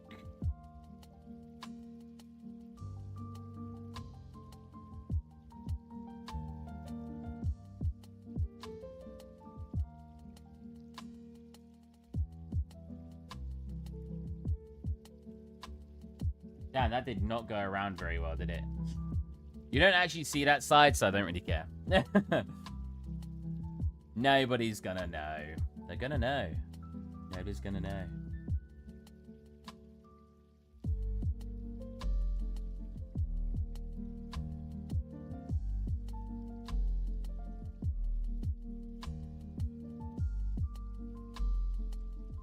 This one's like really thin. I feel like we want this. That way you can get this thin and that thick. And it's basically just like that. Yeah, like that. And the other one's like this. Oh yeah, story. Everyone is confused afterwards and have to redo pamphlet and ticket for the actual lore. Yeah, true. True. Dark Souls does not have...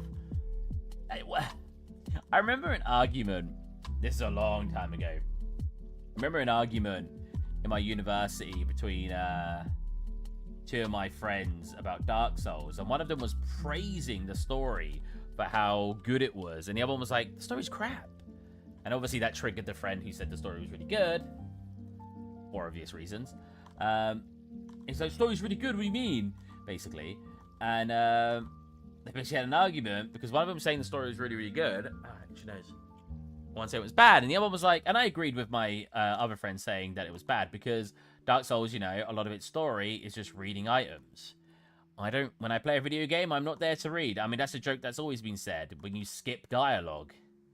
Freaking people are skipping dialogue left, right, and center, yet Dark Souls is over here like, all right, now there's items you've got to read. Oh, Jesus Christ. Items I've got to read. Of course, people aren't going to read items. Sure, they're really big lovers of the game will, but what my friend was trying to say was the game would have a better story if they were just more open with the story and didn't make you read items to learn more about the story. And again, I agree. I don't know about you guys, but I agree.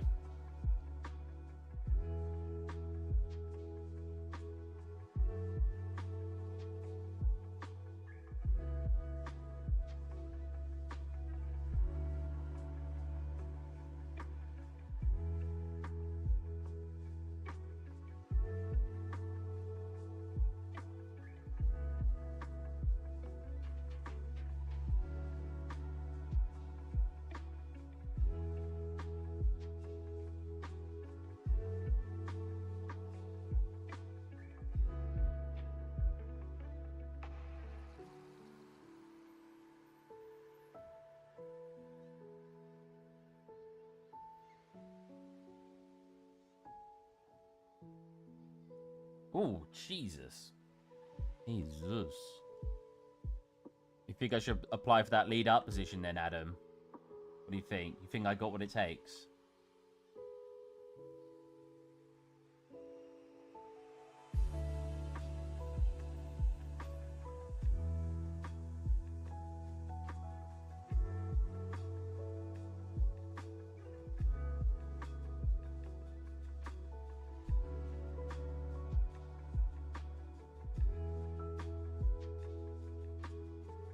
I've been seeing a lot of really unfortunate Just tell them you stream viewers said you could do it. True. I say he worked at the company. Yeah, I had a stream viewer who works there, and he was like, yeah, apply for the lead position, so he thinks I'm capable, which means, you know, give me the job. Come on. Give me the job. No, that's not how... Give me the job. That's not how it works. No. That's how it works for me. Now give me the job. I think this needs to be a bit... Oh, other way around. Bit thicker. A little bit thin on the sides. Little bit thin on the sides. Bit thicker over here. Cut off the top. Like that. There you go. Oh, I just minimized everything. How did I click that button? I know what button I clicked. It's like the bottom right thingy.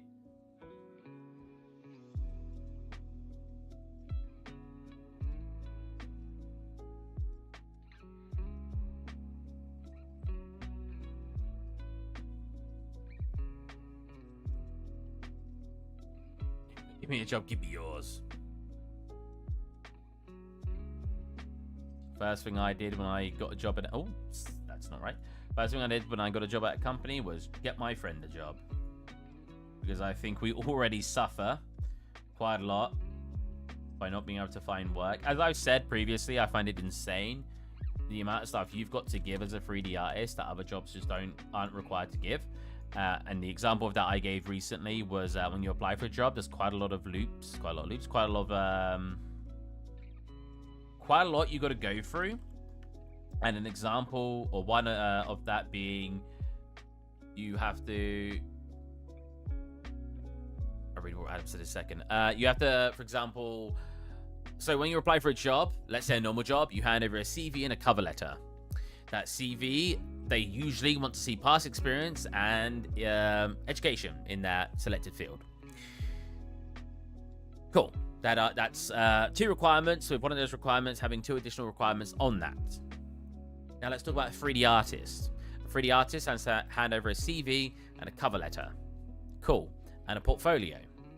Okay. And an art test. Right. The CV still has to include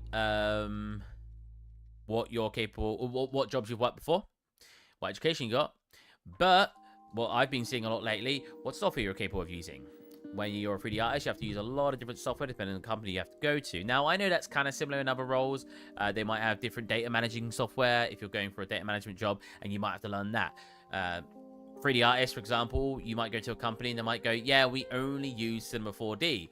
Oh, I know how to use Blender, Maya, 3ds Max, Mudbox, ZBrush, but I don't know how to use Cinema 4D. Well, you don't get the job. Crap, I now need to learn a 6th piece of software.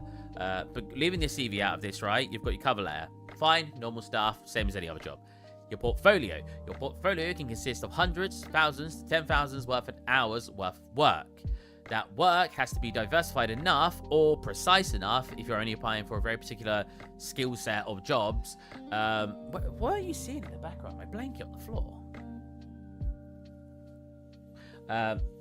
For example, art test, boo, yeah. I'm glad somebody else. I've not even read your other one first, right? Let me read that. I put you forward for sure. I've known you for quite a long time, and you've definitely got what it takes. It was speak offline anyway about it. Oh, cool. I think there's a few environment roles. Nice. Thank you. Even if I get an interview, I'm just excited to talk to people who work in the industry. I don't get interviews very often. Artist boo, not that much of a thing anymore, is it? It is. I did a week one recently, unless they were only junior roles, but I've never done one past junior roles starting up. It's not nice having like 4 to 5 interviews though. I want interviews though. I've probably applied for over 400 jobs. It's gone up now because I've been having interviews lately, but if I was to say this again 3 months ago, which I'd probably applied for 300 jobs around then, I've probably applied for 300 jobs, if not more, a month, let's say 5 months ago, and I only had an interview once. So my success rate for getting an interview was 0.3%. 0.3%? Yeah, that's right? 1 out of 300. Or 0.333 recurring percent. For an interview. The last job I got, I didn't even get an interview. I was just given the job. Recently, I've probably had about 9 interviews. So it's kind of hard for me to say now how difficult it's been. It's still been difficult, but not as difficult as it was. So I just like having an interview. But yeah, so going on about what an artist still needs to give to somebody when they're applying for a job. Not an artist, sorry, a portfolio. So portfolio can, like I said, hundreds, 1,000 hours, 10,000 hours worth of work.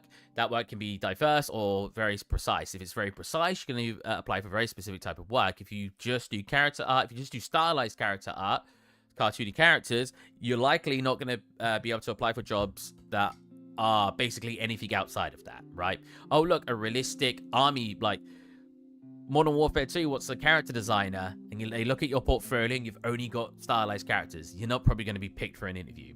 However, if you've got a more diverse portfolio, that can always also go against you because it might not be specific enough for the job you're applying for. Oh, they're doing a stylized character art. I've got 2 characters on my portfolio. The rest is environments. They look at your portfolio. Ooh, I'm sorry, you look more like an environment artist.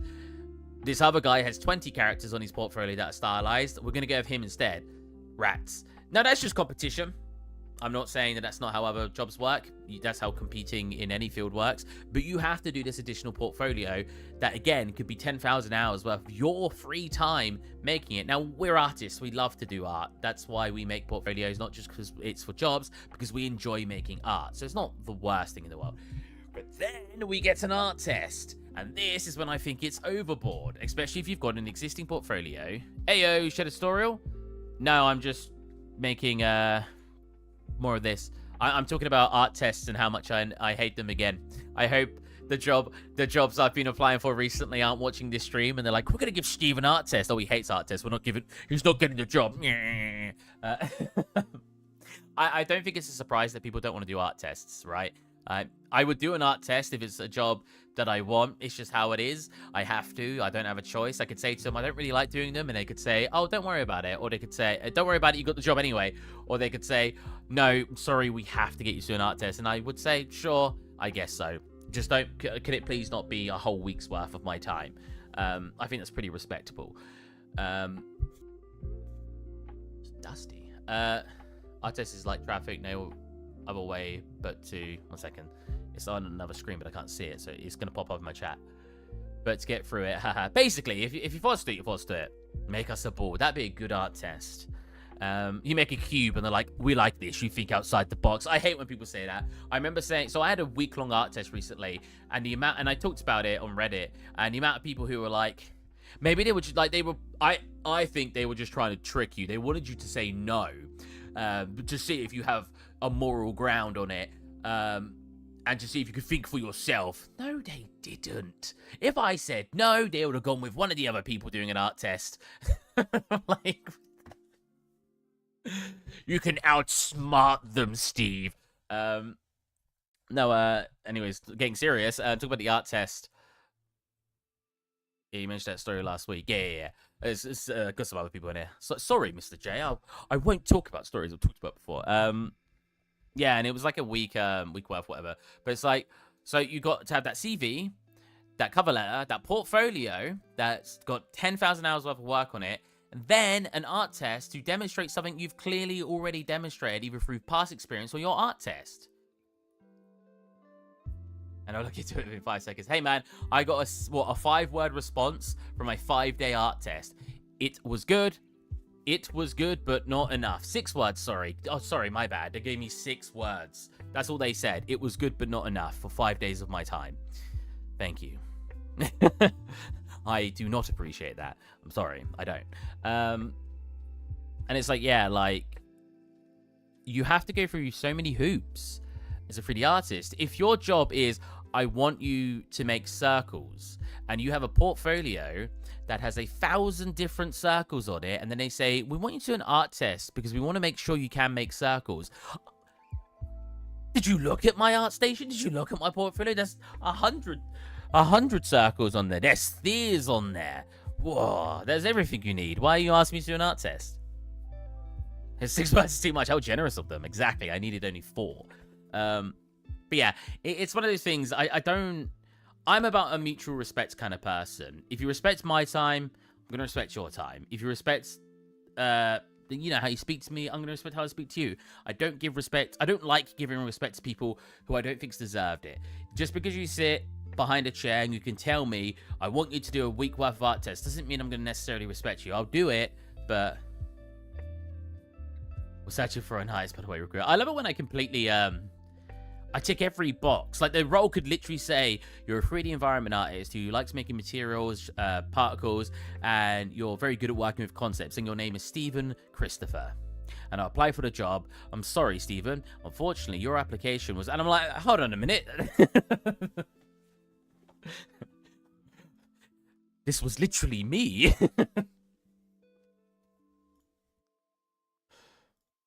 I find it really funny when that happens. I'm just like, wait, I didn't even get an interview for this job. I think I don't want it to be misconstrued. I don't think I'm like the best artist in the world or anything. I don't think I'm really that good. I think I'm a moderate artist. I think I'm all right. So I'm not saying that I deserve every interview in the world or anything, but I do just find it funny. I think it's, you know what? It's not that it's too orange. It's that, well, no, it is too orange. It's that this ground material in itself is a little orange. I think that's the problem I'm doing right now. We're getting really nitpicky here, but it's a creation I'm doing to try to replicate. Oh, which one is it? That'll be this one. Yeah, I'm trying to obviously make it so we are mimicking what our original result looks like. So if I'm off even by 10%, I feel like I failed a little bit what I was trying to do. So that's why I'm being a little bit nitpicky with this project.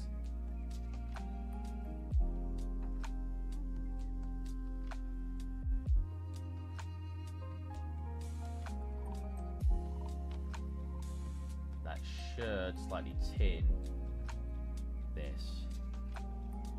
Oh, slightly? Jesus. That tinted it so much.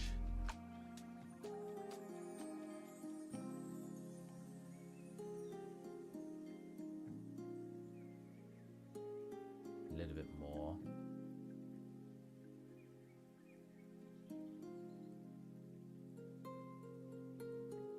There we go. Is that right? I need to tint this one as well if we're tinting that. It is kind of, but it's a little bit more desaturated and just a little bit darker.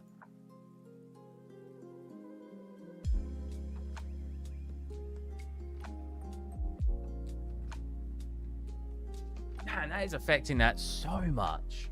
Hold on a minute. Instead, no, because that's got the black lines in it. Well, I can't tint the black lines, so we're fine.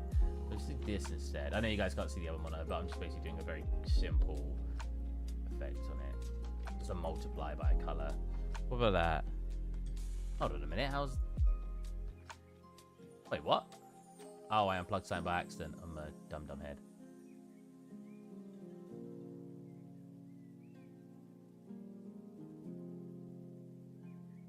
There. Wait, I'm still messing something up.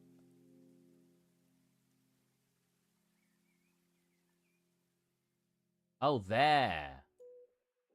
There. There you go.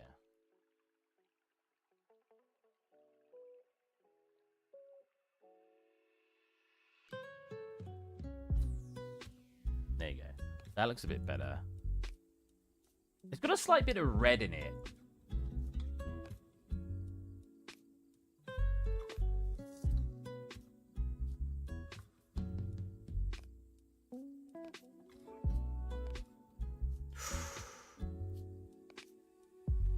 That's definitely closer. That looks like this. We've got obviously this, but I can overlay Psych on the top to get that effect. Like in a mobile game. Thank you. You didn't have experience of 67 years? You know what? I remember my programmer friend saying that Unreal Engine had just come out. This is years ago, and he'd already finished university. And he said he applied for a job, and it was like 5 years experience in Unreal Engine 4. And he was like, it's been out a year. He's like, what are they on?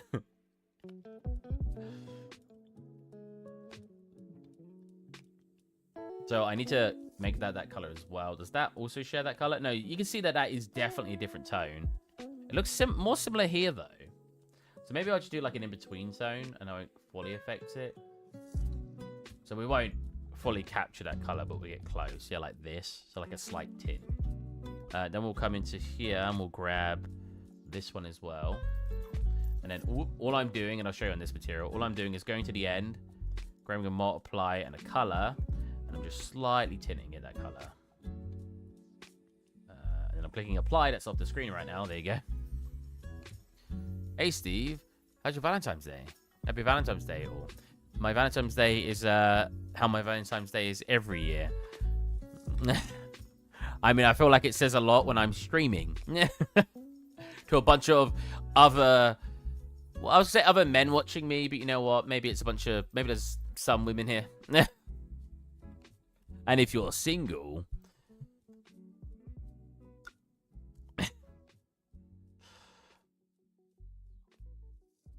I think that's got a color as well, doesn't it?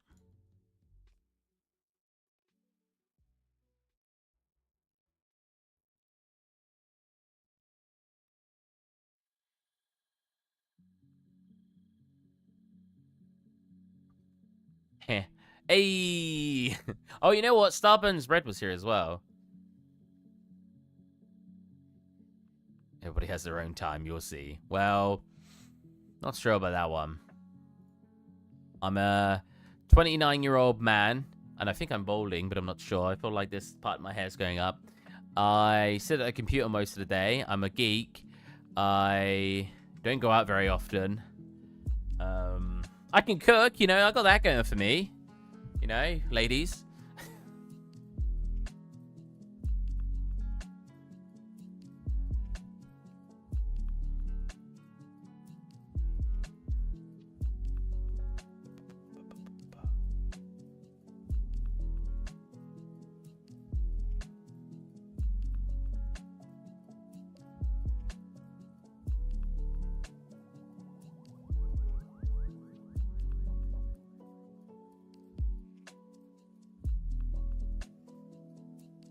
We did that recently, so let's have a look how much we're matching that. So I feel like this isn't getting... Yeah, I should have made the lines significantly thicker, which I can do with a quick... So something I need to do is I need to find a shader that actually puts a black line here and like here. You see these parts? Like, I want to explain this just so you guys know what I mean. So this shader, basically, it gives everything an outline. But I don't just need an outline. I need... the sharp lines that also get a black line as well. So I need to figure out a way to do that, which I think I know how. I'm just going to do it off stream because I don't want to sit here very boringly making a shader that's not going to work for 50 minutes or a couple hours and then go, "Hey, nice, I did it," after like 5 hours.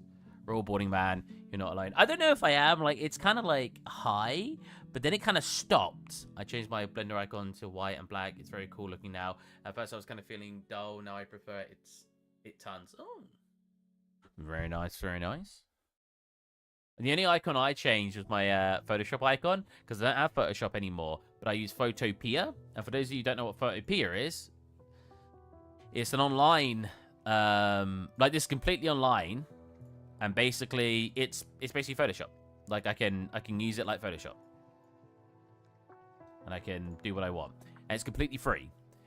I added it to as an application on my desktop, and I changed this icon to look like Photoshop, so it looks like I have Photoshop.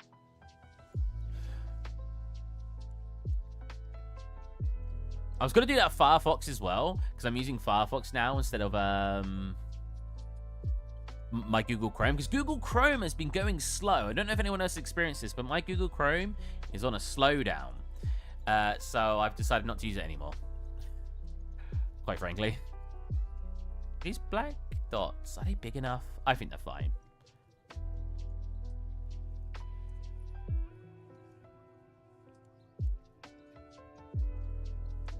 Like using Google Dots instead of... yeah, you know what? I'm doing that too. I need to change those icons. I'm using... Can you change their actual names? Because I forget if it's called Writer. Yeah, I've got LibreOffice, which is free. I might change their icons and names to look like Word, PowerPoint, and Excel. They're probably the only three I use. I probably don't even use PowerPoint and Excel very often. Yeah, because I kind of want to do that. Anyways.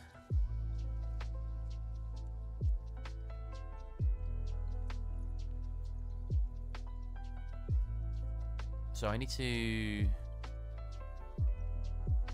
I kind of want to. It's unstable for you. Oh, I've not used it too much. Maybe it's unstable for me. I don't know. Kind of want to make this a little bit more obvious, even if it's like just by saturation, like there. And I also want to make these black lines. So to make them thicker, what I'm going to do is I'm going to slightly blur them. I say that like didn't blur them at all. Oh, there you go. So very, very slightly blur them like this. Then if you do a levels, you can then tighten that up and it'll make the lines look thicker. So without, with. See that? And if you tighten that up more, we'll get even thicker lines. Problem is, it'll get rid of any shading that you had.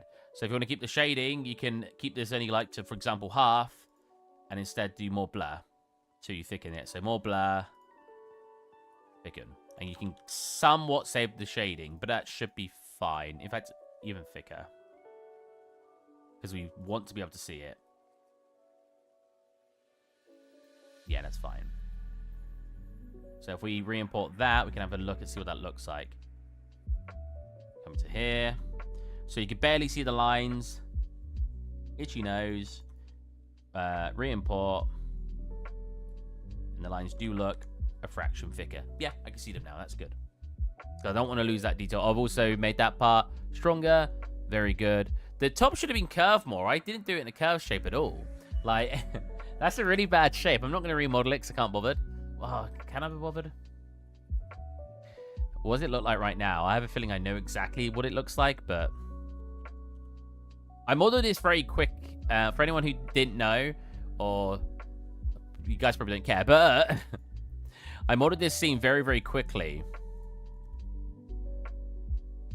So there's a lot of stuff where I took shortcuts. This is a good example. This technically should be... Oh my god, where's my...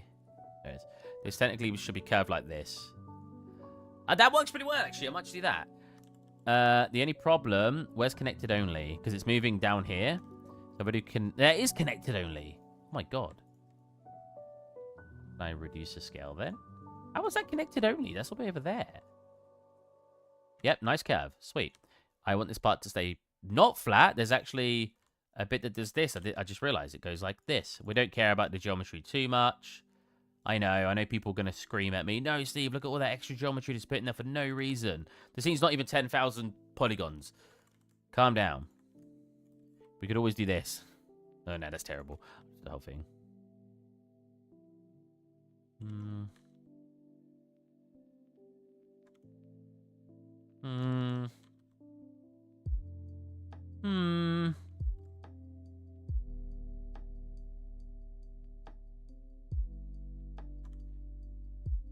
Do you guys ever get imposter syndrome? It's something that someone asked me the other day, and I was like, no. Maybe that made me sound really big-headed, but I don't feel like I've ever had imposter syndrome, at least not in my field of work. I think that's a big clarification here. Not in what I do, I don't think I've had imposter syndrome. Because I don't think I've ever had a job where I felt like I was being treated better than what I should have been. Does that make sense? Because I feel like that's what imposter syndrome... Imposter syndrome. So let me get a good definition of it and not explain it myself, so that way you're not just hearing it from me. Imposter syndrome. So imposter syndrome... Feeling anxious and not experiencing success internally despite being high-performing in exterior... Wait, that's not what I thought it meant. Hold on a minute.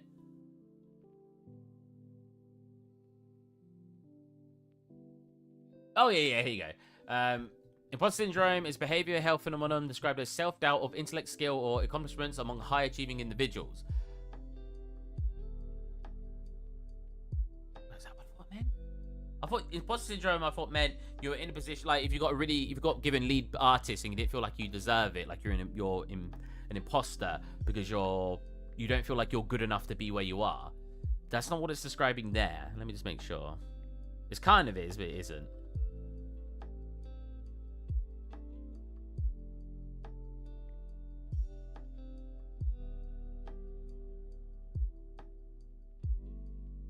Oh yeah, you go. I wrote at work and it showed it. They believe they don't deserve their job or success, or that they can never meet others' expectations.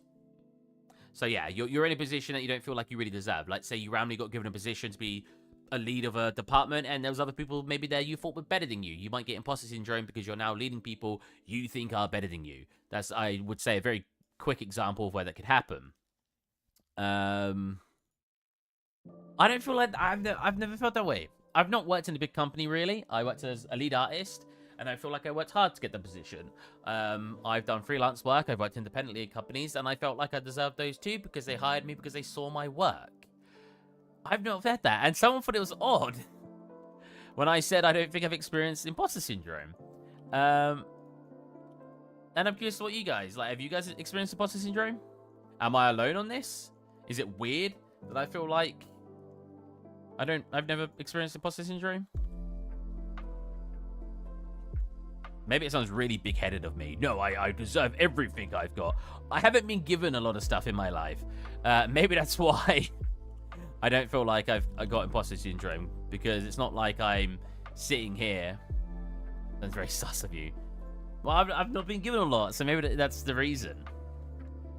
How can I have imposter syndrome when I'm sitting here unemployed? You know what I mean?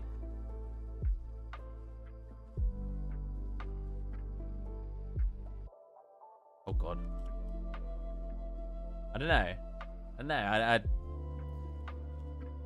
I feel like I somewhat deserve the things I've achieved because I feel like I've gone and achieved them. Does that make sense?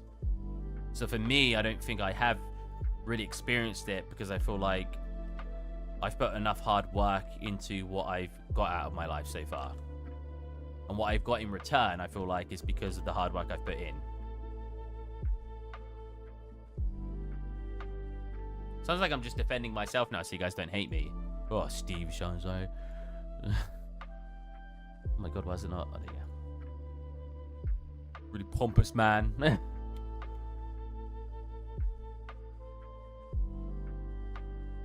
I think that should still work, right? Has it got a bottom to it? No. Good. So we re-export this out. Wait. So what we can do, because we've been exporting everything out. I don't know if you guys have seen this already. I don't. I don't want to export everything out. I just want to export this. FBX. Desktop.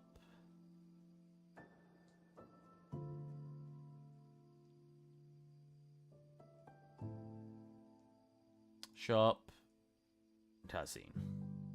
So because I've exported this like this before, because it imported into Unreal as separate components, despite it being a combined mesh, I can still select that singular component, right-click it, and re-import. And it will re-import as the new shape without re-importing anything else. And that's perfect. That's exactly the shape it's supposed to be now. Even given that it's a little bit extra gap there, it allows that black line to get generated and still kind of look like there's a gap. What I kind of find funny here, the way it's drawn doesn't look like... I guess it kind of looks like it's grey there, but there should be a black line here to show that it's going in. So it kind of looks like that part's completely transparent, which doesn't make sense. Even though you can kind of see some grey colour coming through.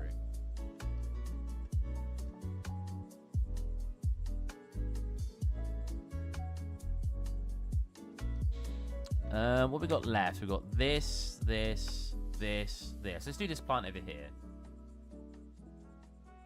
So it's going to require an alpha. I like how nobody, I feel nervous now. Nobody answered my question about having imposter syndrome. So now I feel like everyone's just judging me.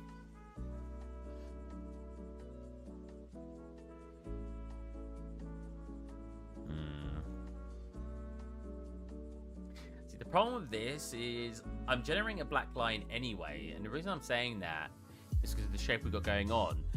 If I do an actual shape here, it will black outline it for me. And I don't need to draw that black outline. It's really thin, so maybe I just draw it as a black outline.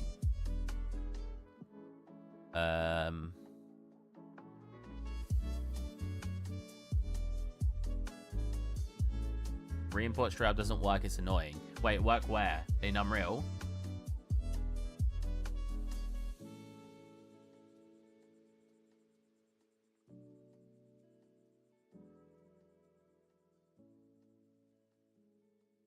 I have no idea what imposter syndrome is, even if I was told, even if it was told to me what I... Wait, whoa. Even if it was told to me what I was, I'd still be like, what? Oh, right. But you good, Steve. Thank you, thank you. I need the validation. Weed. That's what I called it. Where's my pen? There it is. Most talented. Oh, that's why I don't have imposter syndrome. That makes sense.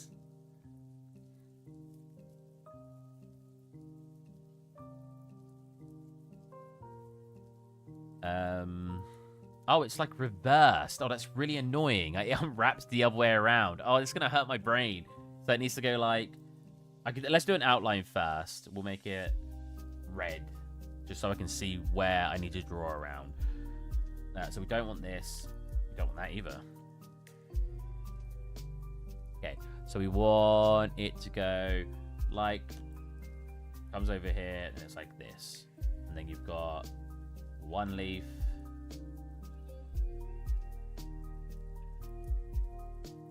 One leaf, which looks like that. You've got one that comes over here. Looks like that. The leaves don't seem to come into a point, so that's why. Just before anyone's like, "Oh, they're not coming to a point, Steve." Yeah, they don't kind of look like they do in the picture. Leaf goes like this. This one does go to a point that I missed. No. So yeah, the problem here is I'm drawing around it, but like. I don't know if I should give it a thickness. Like, actually give it a thickness. What I mean... No, I said I don't have imposter syndrome. That is a very funny response, considering I said I don't have it. Everything I've earned, I feel like I've gained. Like, it's through my hard work. So I find it difficult to have imposter syndrome when I feel like I've put the work in for it. Does that make sense? We'll draw around that again. But then I need to give it... Because I feel like I'm going to give it an actual thickness. Yeah, something like this. It doesn't matter how wobbly it is, because that'll just go to, like, again, the effect of it being drawn. And we'll do this, and then that can actually come around here.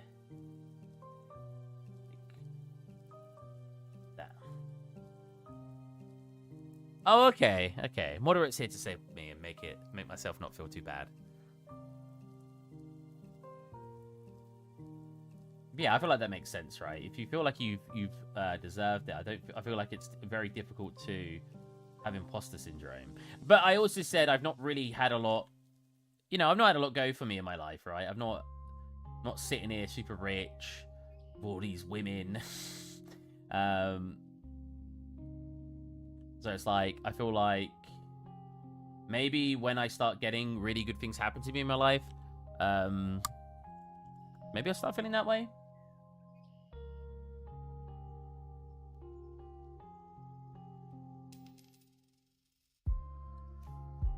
Then there's like one going across here. It's sort of like this. That's fine. I don't mind it not fully connecting. Cool. I don't know. I kind of just want it to be a black line. It'll look better. I can just make it a thicker black line, is the thing. I don't have to keep it this sort of shape. So let's do this one more time. We are going to keep it a black line, which means I can actually just turn this on black. But again, we'll make it thicker, which I can do what I did earlier when I smoothed it over. This one's like here. And because we want it to be a tad thicker, filter, blur, levels, thick. There you go. We'll do the same for this one. This one comes... I think this is reversed. Hold on a minute. Hold on a minute. I think I might be baiting myself. The one on the left is that shape. Oh, whoops. Let me set faces. Yeah, it is reversed. Okay. Because they are obviously just patterned out. Like, they're going to be masked out. So, this one is very like this. Actually, it's like that. Yeah, that's it. And then it's one. No, way too big. 1.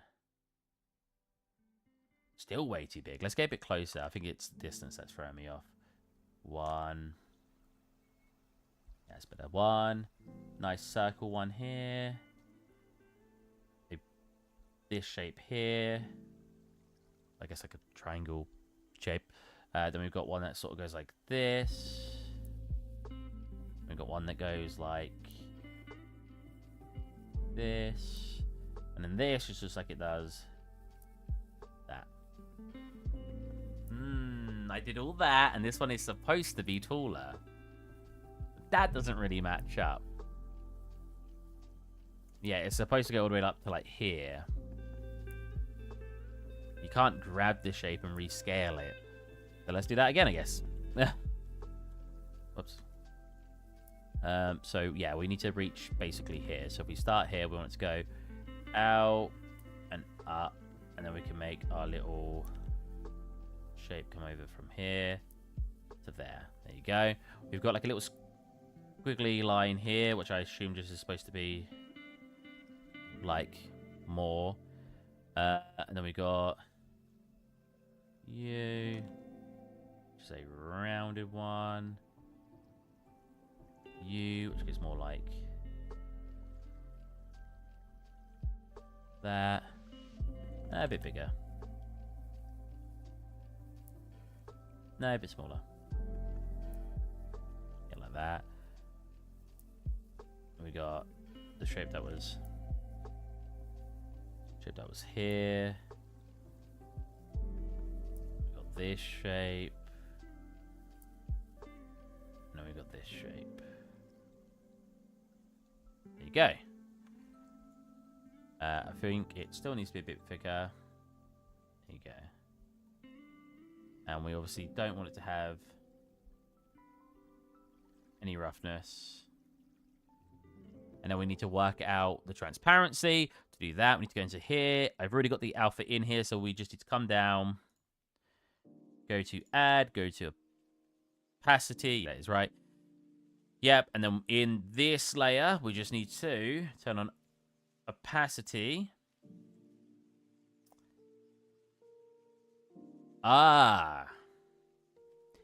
Wait, so I want to turn that to 1 and then make the background. There you go.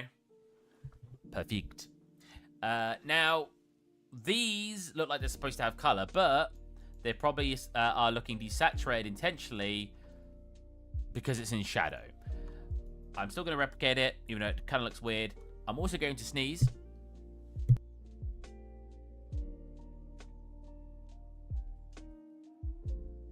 Bless me.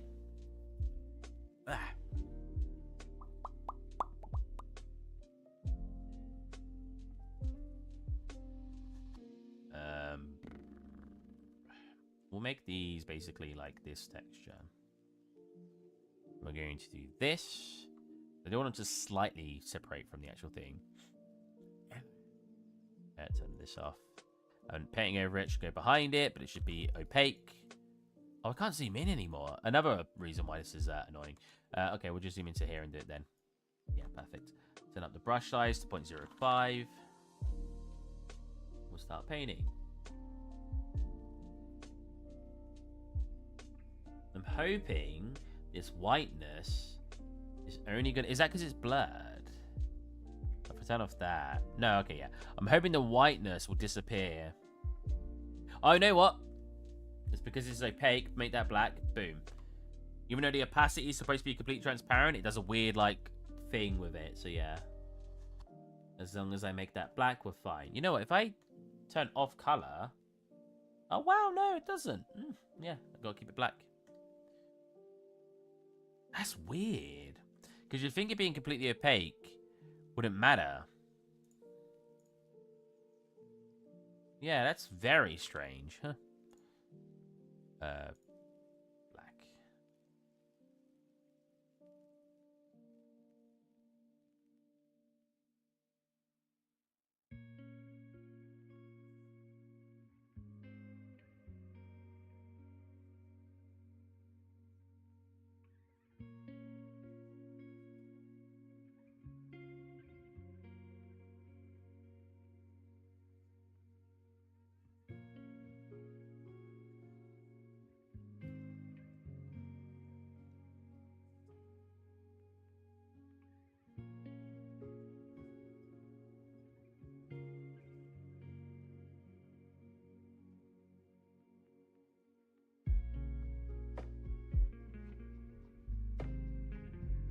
You guys ever feel like I just use this stream to complain about things? The answer's going to be yes. I know it. Yes, Steve, that's all you do. Did I miss? I get the water tower done. Oh, wow. How did I see you? Did I miss? I read correctly. But then I said, I get the water. Yes. I got the water and this bit done. I also changed some color variation to make it match the original concept a little bit closely. You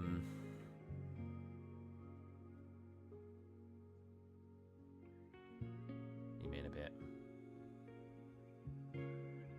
Oh. It'd be good if I was actually in the camera.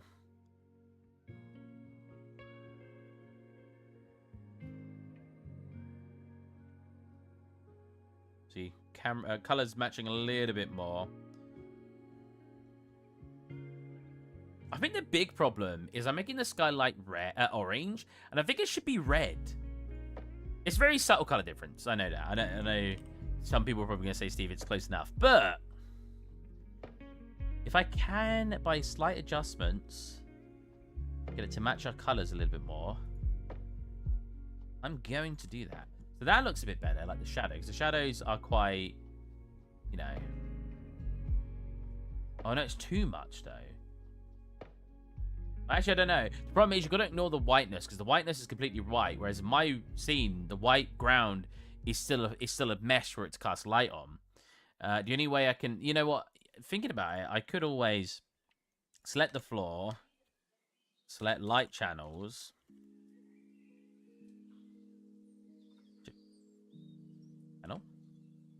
light channels, make it so it's 0 and 1. 0 and 1? No, just 1. Select the light, our skylight, make the skylight only affect... Oh, we don't need to set the skylight, but just make the directional light only affect it. That way the floor, technically, should stay more white. Is that correct? That's if we're trying to replicate what our original looks like, right? Go. So if I were to... Oh, wait. Can I not have channels in sky? Wait, really?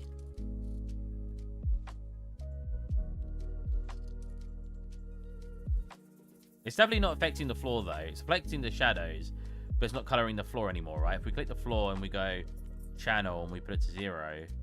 Oh, no, I'm wrong. It looks exactly the same. Huh. Interesting. I think it's too red, though, after changing it anyway. Let's slightly desaturate it, slightly bring it down. Apply. Oh, I just moved the camera a little bit. It doesn't matter, it's in the sequencer.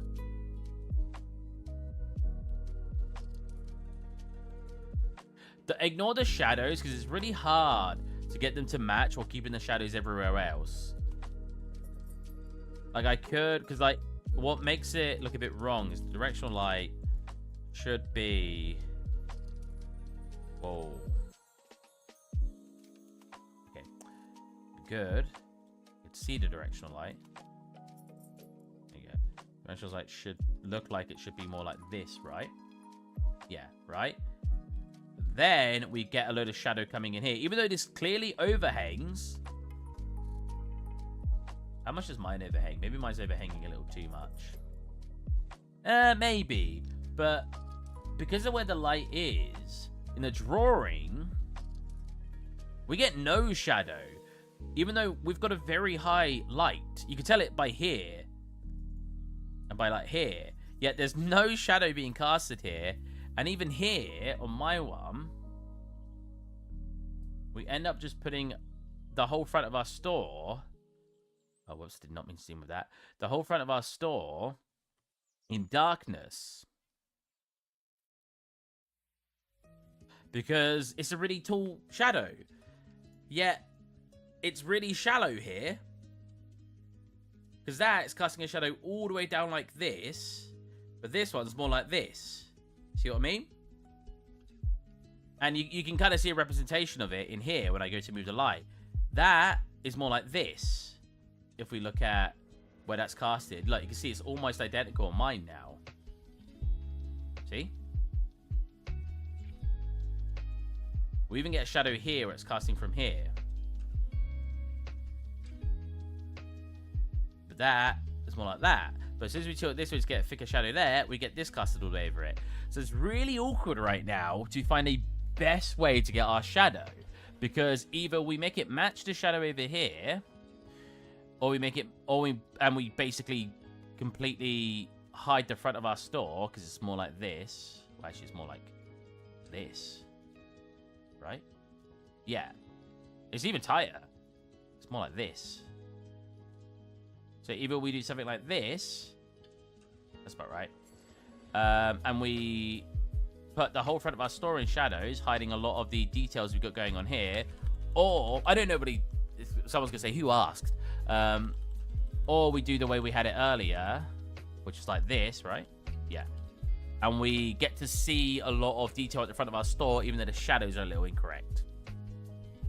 So, yeah. Again, this is a...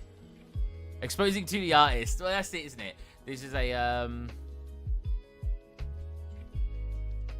just decluttered my setup and cable man. No! I took too long to read it. If I actually go to the docs, check combined. Oh, it doesn't show it permanently. Fine. Ooh. Where's Twitch? Wait, that wasn't Twitch. Where's YouTube?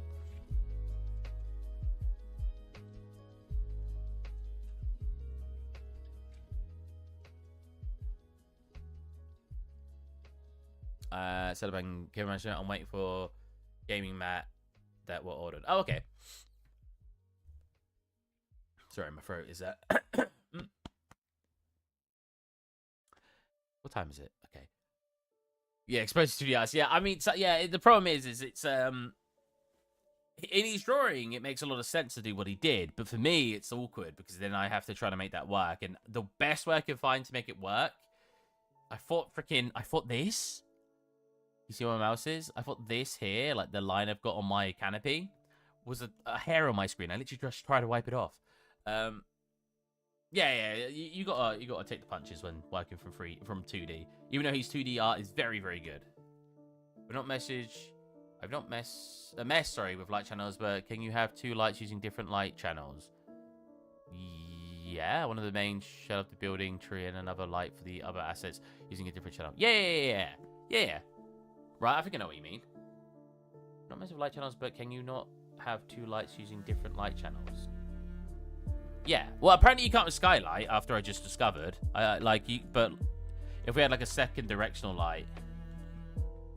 Oh, I moved it over here, didn't I? Whoops. Second directional light, and I only wanted the building to cast. I could put this only on channel 1, select the building, and put that also on channel 1. So now he gets it. Or let's say I wanted only the floor to receive it because I wanted like a second shadow.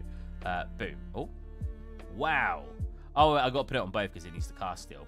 There you go. So none of this, like the cone isn't casting that shadow, but the floor is. You know what though? After just doing that, having a second directional light to brighten up the floor could work. Oh, but then we get our shadows completely washed out. No, it can't really work. Yeah. I've used separate channels all the time, but it keeps messing with my head. Get out of my head, man. Because you forget what's being affected by what, and you can do it in reverse, right? You can make it so everything is on channel 1, so when you add a new light, they're not affecting anything, and you can then add it manually, right? Because sometimes that's more useful, but then you get confused, and it's still weird. Shadow, never mind, I was a bit behind in stream, I think. Whoops. Oh, that's fine. How dare you, Adam? How dare you?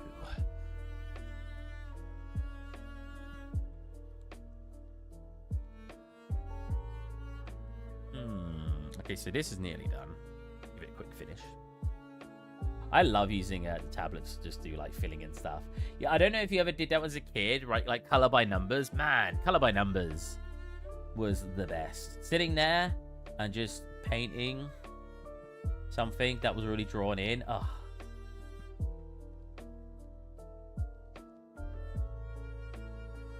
Can you not manually alter shadow color?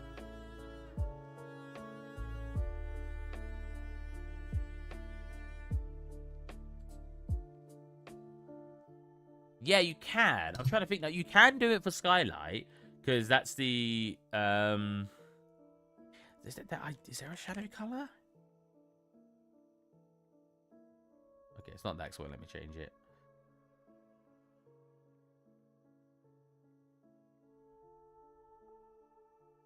No, that's the only other color that lets me change, and that's to change the shadows. Because you can do it in post-processing, right? So if but that would do all the shadows.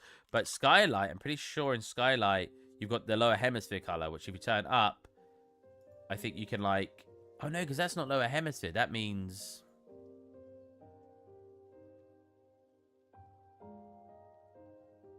Yeah, that's where the light isn't hitting. So that's more like the back surfaces of things and the up surfaces. Yeah, it doesn't really work. I mean, again, you can do it in post-processing. We get a shadow. And we can... Is there not an overall? Offset? Whoa. Hold on a minute. Why is that making that dark? But not that. Why is that not affecting? Huh?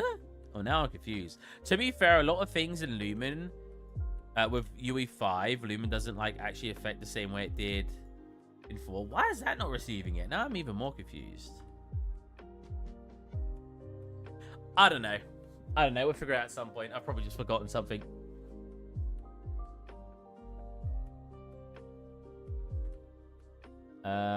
Let's get this plant done and in. And then we'll probably end the stream because it's late. So I don't like how this is... You probably won't see this from this distance, but look how, like, blurred that looks. And is that because of this blur? Not really. I mean, if we tighten it up here... I guess it's just a resolution of it. Yeah, I think it's just a resolution of it. There's not really much I can do. I bet if I turned up that resolution, that would be far less. Oh, not far less. It still looks blurred. I wonder what's causing that then. I don't know. We'll just clean it up. It's going to be from a distance. This could literally be 128 by 128. Like, you're probably not going to see this for how far away you are. Like, yeah, that'll probably work.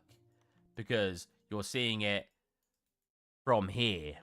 I'll keep it at a respected 512, which is because... Why not? Like I said, this isn't for anything. I'm not trying to impress someone with like, oh, look at my low resolution textures for the entire scene. I'm just doing this for fun. When was the last time you made something for fun, Adam? I know so many Adams at the moment.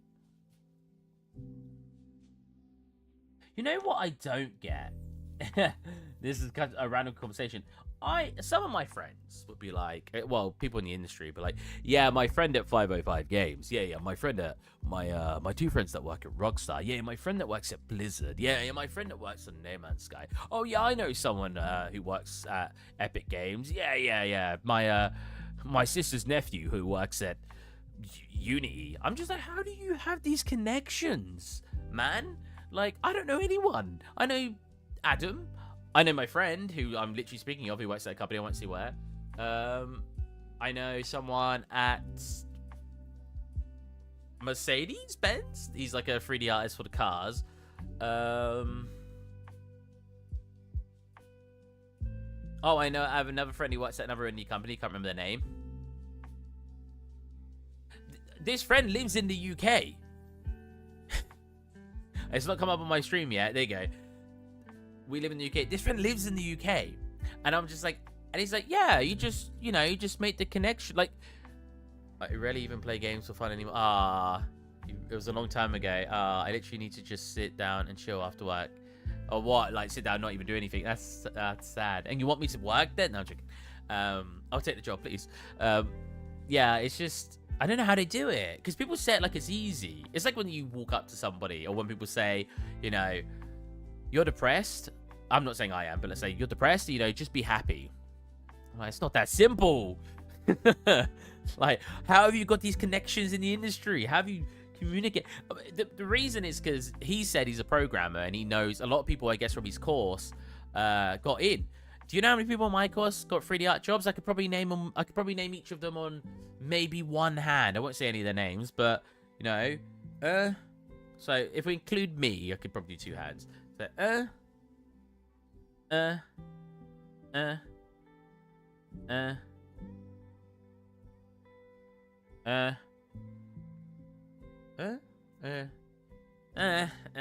maybe 6. There was like 60 people in my course. That's only a 10% success rate of finding work. Yet my friend is always like, oh yeah, my friend at uni got a job here. Yeah, my friend at uni got a job here. And I think that's how he's got all these connections. That's kind of what he said to me anyway. We were talking about it. I was like, man, that's not a thing for us. Artists at my place didn't find any work. Might try to get into Tiny Tina's. Have you ever played It Takes Two and A Way Out? Same developers. That was really, really fun. I really, really enjoyed playing that with a friend. I think there was around 6 or 7 out of 50. Yeah, I just think artists don't find work. Like, as sad as it sounds. But whenever I speak to programmers, they seem to know so many people and stuff. And I'm just like, how did you get these? How? How did you find this? You know what I mean? Like, I'm not trying to say this in a bitter way. Obviously, I wish I had more connections. I wish I knew more people.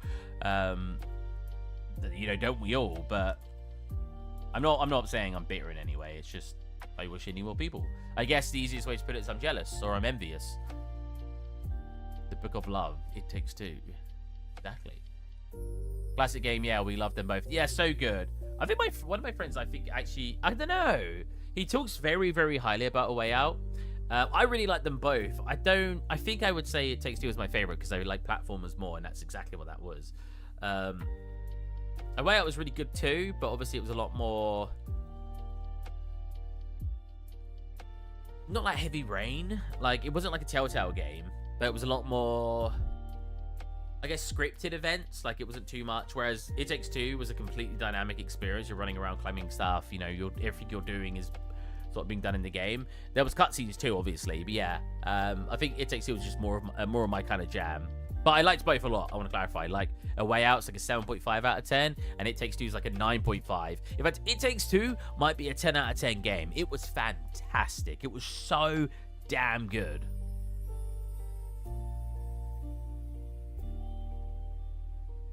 Oh, nice. It did the alpha map for me. Oh, yeah, that's exactly what it needs to look like. Perfect. Oh, it's a bit thick, though. Bit thick. Maybe it's a little too thick. Yeah, because the problem is we're generating a black line as well. So we've got a black line on a black line. Although, yeah. I think it needs to face me a little bit more. I can actually do that in here. I don't need to re-import it. If I click it and then move our central point over here and right click, and then we just do a pivot, set pivot point. So when I click back on it, it'd be there. Then I could just rotate it towards the camera a little bit more. A bit like that. Is that going through the wall? Whoops. That's too much, though. Hold on a minute. How far away does it look? Yeah, it's definitely too thick. We will fix that. Little rotate. Oh, and coming away from the wall just a tad so we're not clipping. Yeah, looks good. Come back into here. Luckily, the way it's not enough good lookups, right? There's some like just messing around ones, not like a story-based ones you can play, but yeah. But it's a class game. For some reason, it's a classic game. I mean, it is 12:30.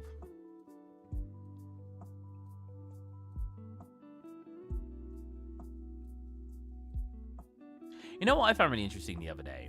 And it's going to be a completely random topic that I don't need to talk about. Oh, there you go, yeah. Just make it thinner. It might not even... Oh, no, it definitely needs this line in general, because otherwise there won't be any black line. So I had a friend, and we were talking about... I can't remember what I was talking about. I think I was just talking about dating in general. And I think I saw like a post somewhere that was like someone wouldn't date someone who plays video games.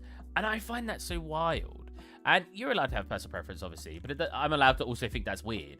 The reason I find that weird is because that's just that person's hobby. Now, don't get me wrong. If that person's entire life was playing video games to the point where they won't even spend time with you, they want you to go to every gaming event. They want to go to E3. They want to go to Gamescom and stuff like that. I can understand that.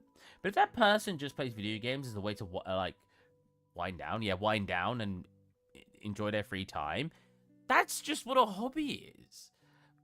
Any person you meet is going to have hobbies that they do to pass the time. I don't get why there's like this, I would never date anyone who has this very particular hobby. I'm like, everyone has hobbies. That hobby's not going to affect you. Because Yeah, but they're going to be off playing games. Okay, but if you got into somebody who likes cars, they're going to be off with the car. If you've got someone who likes football, they're going to be off watching football. If you've got someone who really likes TV, they're going to be off watching TV. You've got someone who likes woodcraft, they're going to be off woodcrafting, you know, carpeting. It's just, that hobby, the effects of that hobby in most cases are going to be the same result. They're just going to spend time doing that hobby without you there. And this is men and women. So I don't get it when people really wouldn't date someone because they have a certain hobby. I'm like, but the effects of having that hobby are likely going to be the same. You know what I mean?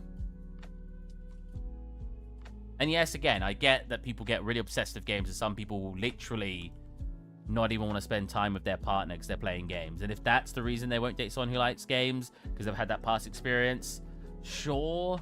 But that's ruling out a lot of people, considering games is one of the biggest hobbies.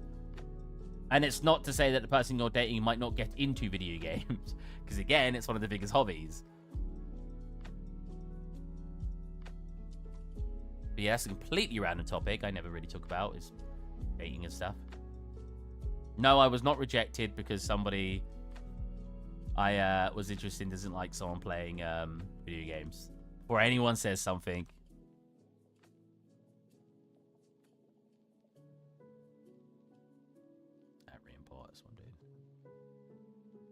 So that should make this thinner. Am I dumb? Oh, I am dumb. I've clicked the wrong one. There you go. That's a bit thinner now. You can kind of see what's going on. Still think it needs to be turned a little bit more towards us, though.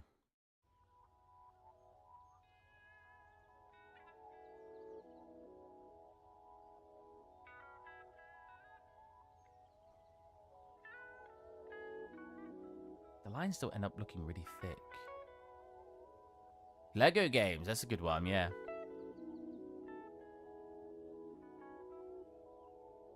Shadows are actually really strong compared to mine. I probably need to tone them down as well. But again, we saw that in post-processing, the shadows wasn't causing that much of an effect. I mean, we're going to here. We have cast shadow. Not that one. Oh, does it just not work in... Oh, it might just not work in... Thingy, okay. With Lumen. What's an easy way to get the shadows to be lighter? I mean, I guess turning up the skylight, but that would make everything lighter. Well, not too bad, actually. I feel like 6. There you go. Actually, I say that. Yeah, I mean, it was all 4, 6. They are a fraction brighter.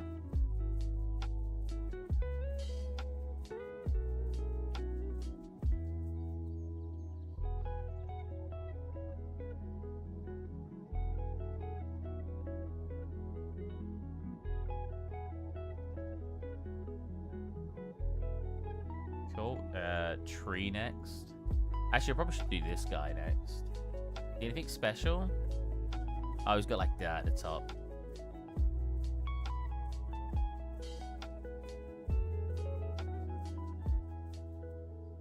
When you go big or go home.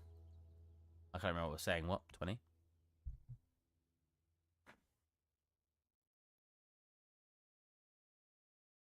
Why is it coming Steam up here? Don't add this guy. Probably won't be able to find him. I think I've nicknamed him that. I was actually got color. What was it called? Plant pot, probably? Plant pot. That's probably already the right color, right? Yeah, I probably just need to now put the black bit in there.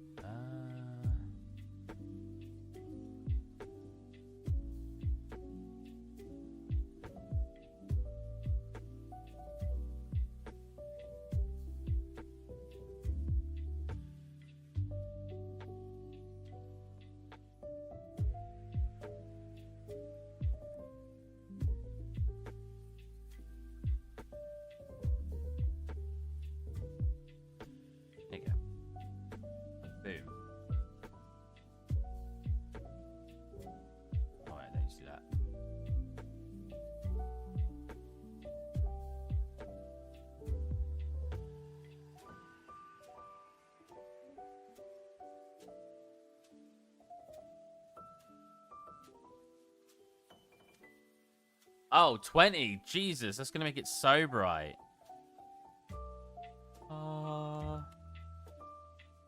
Damn. Definitely 6.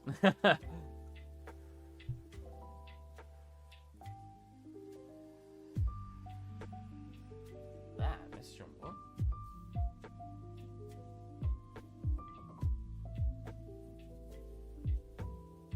Oh.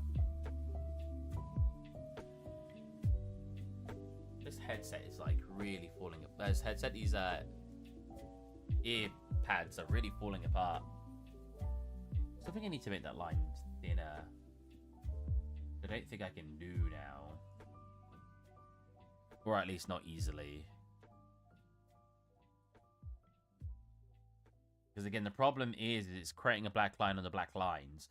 I mean, what I could have done is make it so these parts actually don't even have the black line. So basically, because the... Oh no, because I've not made those shapes very good. They could, like, kind of spill over. It was not. What? What? Wait, why is it working now? Oh, because I'm off the chart. Look at the shape of them, so that doesn't really work. I don't know. They're fine enough that I don't think it's causing that big of an issue. But it does look quite thick. But I don't want to fit the lines anywhere else. I could actually select them, funnily enough, and go turn off our custom render. That worked, actually. That's thinner, right? Am I crazy? This part here. Kind of hard to see because it creates a line on it. I don't know. I think that has to be turned on, does it not? Oh no, it's what it's up against, right? Yeah. What it's up against has to be turned off because that's where it's drawing the lines, not actually on this. Ah. So it'd be that needs to be turned off, but obviously if I turn that off, we lose the black lines and everything. Right, okay.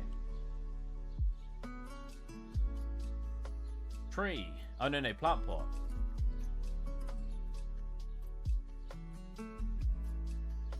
Oh, God, I keep putting it in the wrong folder. Key underscore. Oh, yeah, I won't just search that folder. That's annoying.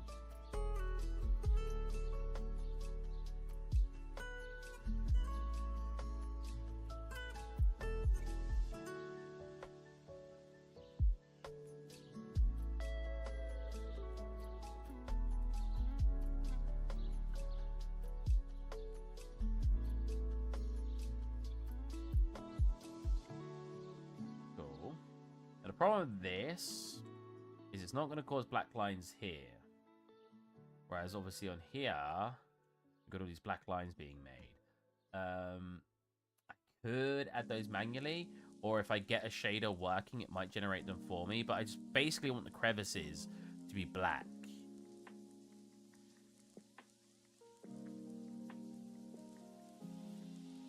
Got replaced parts for mine. It's like these are, but they're still like 2 years old. I've had like the headset for like 4 years now, and then the pads now are 2 years or something like that. Maybe it's time for a new one. I'm spending too much money at the moment, so I don't want to really spend on something I don't necessarily need. I could get new pads.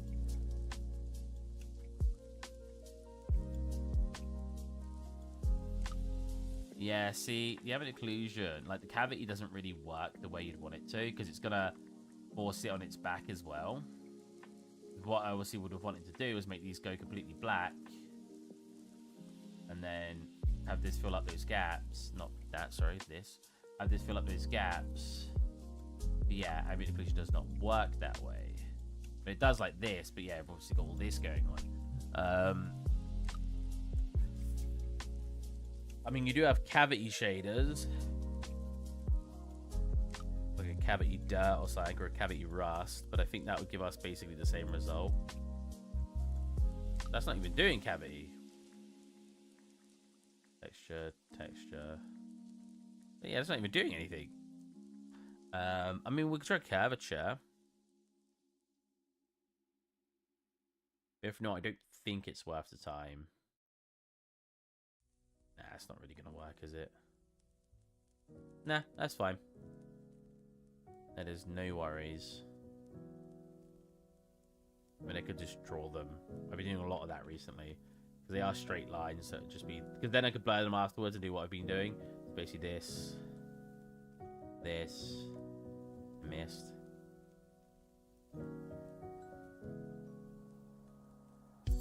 You know what you could play, Adam? Like stuff like Stardew Valley, although it does take a long time to play. Well, I guess it's just up to you. Long time to complete, but if you're not caring about completing it, it's just a chill farming game. I would say you could play it when you're away, but the problem with that is you'll come back and they'll be like, look, we've done the whole game without you. Oh, brilliant. You guys, I always find that really funny in games. Terraria. Oh, yeah, let's go play Terraria. Oh, yeah, I killed a couple of bosses. You killed a couple of bosses? Yeah, you come on, they like got end game gear. You're like, I had wooden armor when we stopped playing last. Yeah. You know, I could give you armor, but now I want to get it myself. I had a friend talk about that the other day with Power, I think they said, when like oh god, when like they were playing. I think he said some of their friends were just playing non-stop, and when he went to go play with them again, they were just way too like powerful now, to the point where there was no point even playing with them. So yeah, that can happen in Stardew Valley, I guess. Oh my god. I think some games are fine. If you're not too fussed in games like Stardew Valley, you'll come back and you're like, oh, nice. You've got all this farm set up for us. Like, it's like a teamwork thing. Why is my eye so itchy? Oh my god.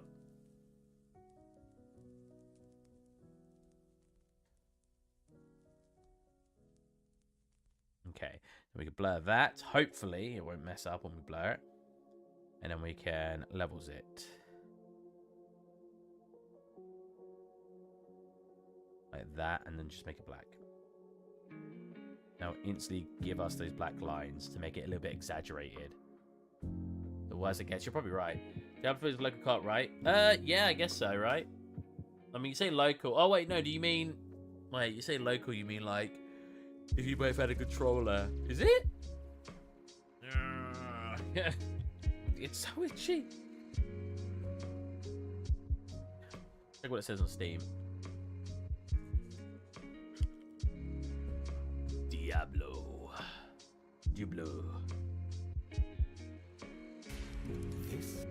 This?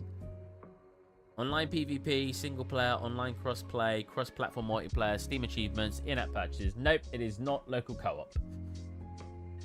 Well, not to the point where you can both plug in a controller or whatever and play. Borderlands is local co-op, right? I think that's correct. Not played it in a hot second, so I'm not sure. Again, we need to make this much thicker than we think, so we blur that out. Turn that here and have really thick lines. Then we'll do an export to here, to here. Grab you and go re-import. We should. Yeah. You know what? I want it to be thicker. Nice and thick.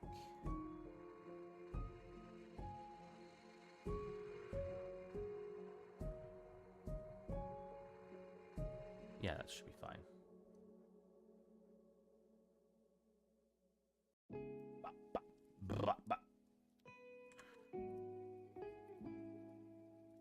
Nice. Oh, wow, what was save? It liked it so much, it saved it for me.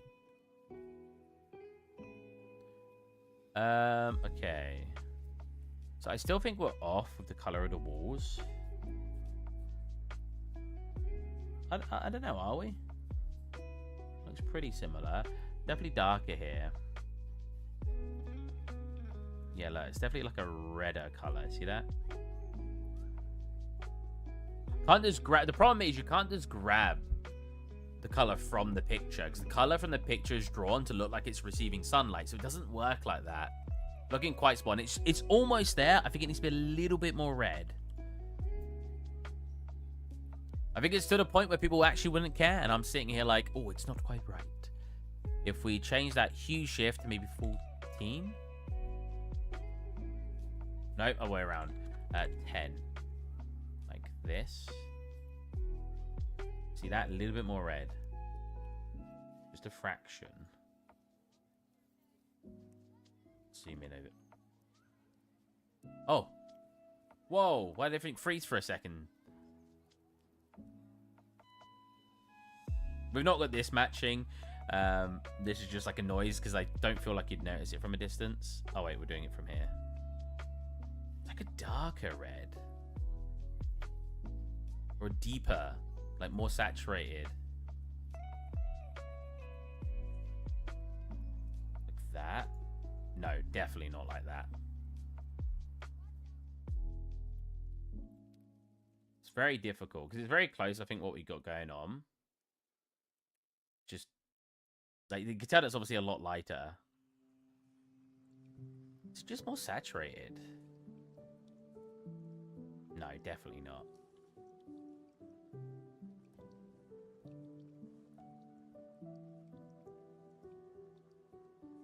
No. No. I mean, maybe let's grab the actual color. Add brown. I'll just add brown. I mean, that's more like this, here.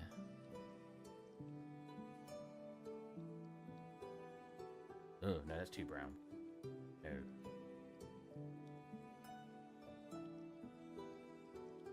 Glad you mentioned it. We can sort it. Nice. Like, yeah, I mean, if we grab that color, what color do we get? Because, like, you can grab a color from it, and then you can sort of try to take away the color that's coming from the light source. Again, I don't think a lot of people would have noticed unless I pointed it out.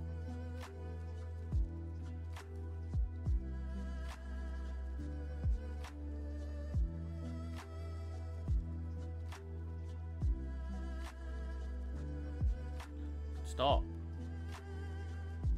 You're clicking like next.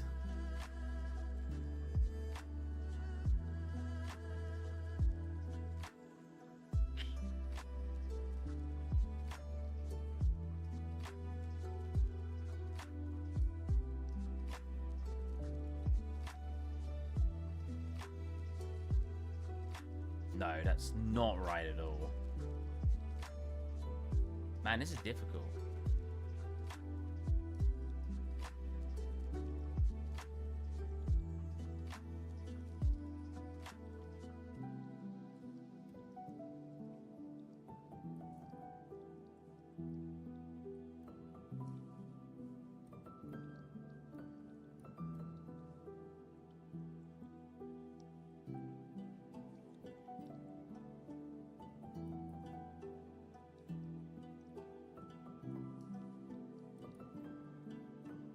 No, that was definitely the opposite direction.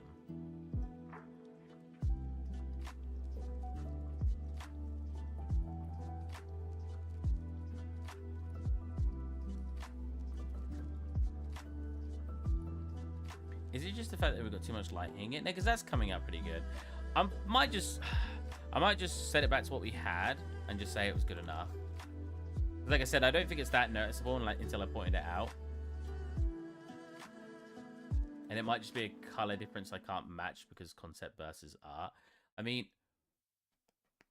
maybe what I should be doing is tinting the entire thing afterwards. Maybe that's the direction we should be going.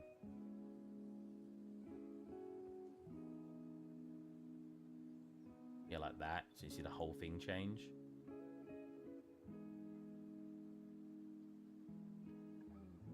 That's matching that pretty good. Again, I think it might just be because it's getting hit by too much light, though. If we check that out. Yeah, that's obviously a lot more brown.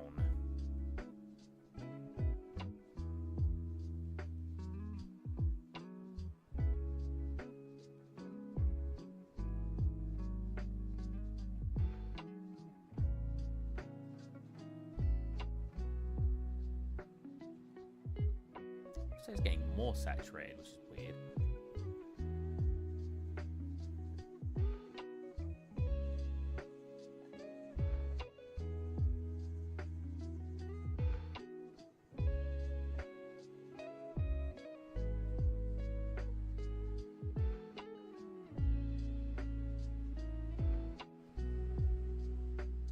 maybe... Oh, wait, hold on a minute.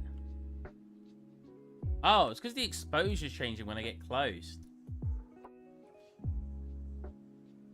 Oh, yeah, that's pretty close now. Yeah, that's pretty close. In fact, mine's too dark now, funnily enough. I didn't even think about exposure.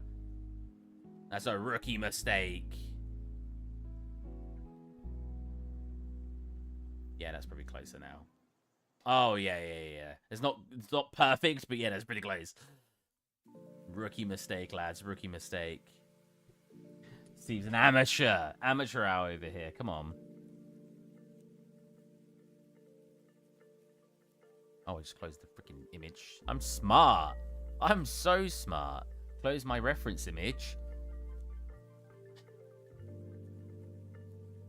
I like how when you're obviously doing this, you're not necessarily supposed to take direct... Like, if you do a concept, it's supposed to obviously... Wait, I'm doing the wrong round. It's supposed to obviously be like... Oh, you know, don't make it look exactly like this, obviously. It's concept. But I really like making it look like the way that the original art looks, because I just think that's really fun.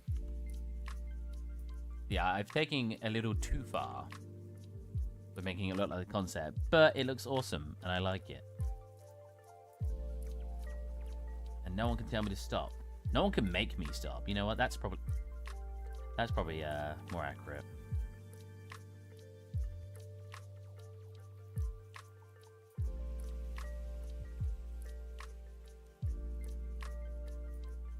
Yeah. Like this. Actually, it goes through there. Yeah, like that. With a couple of dots on it. Yeah. This one. We'll do it from really far away. I can't because the... You know what? I really wish this would change the surface. That'd be a really cool feature. I like how far away it was.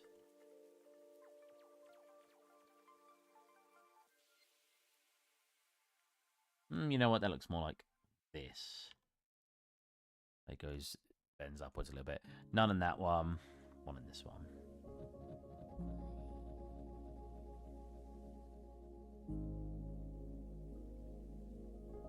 This one's more square, actually. Yeah, perfect.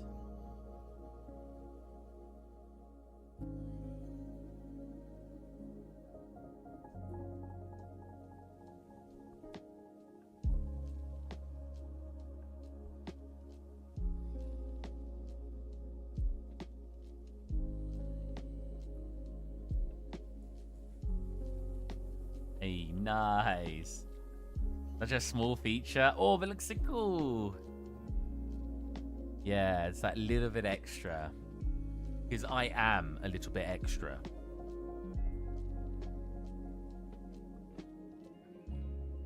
I want some steam coming out here as well.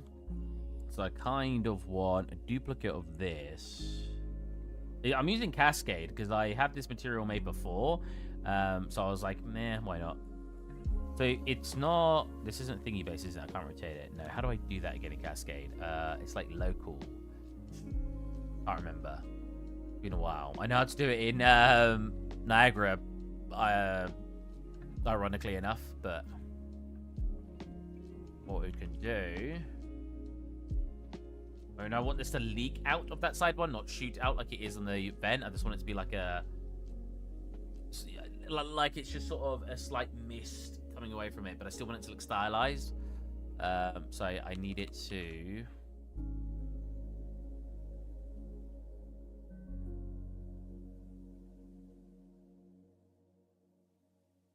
I don't want it to be an accelerate. I think I just need it to be a velocity.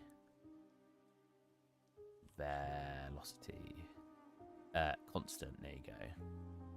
0.5. 0.5.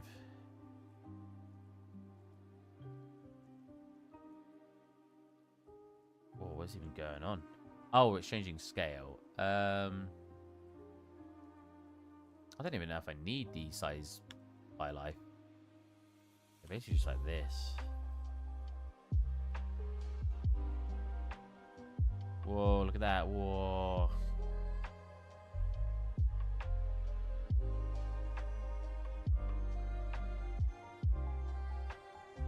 want it to be very transparent. Color over life.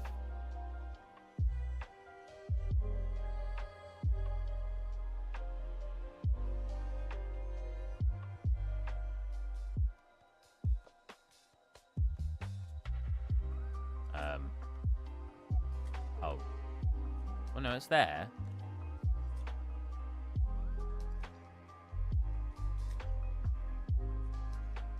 Oh, right. So it must be like...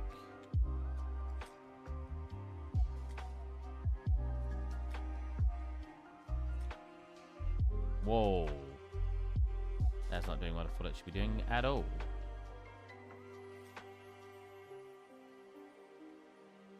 What?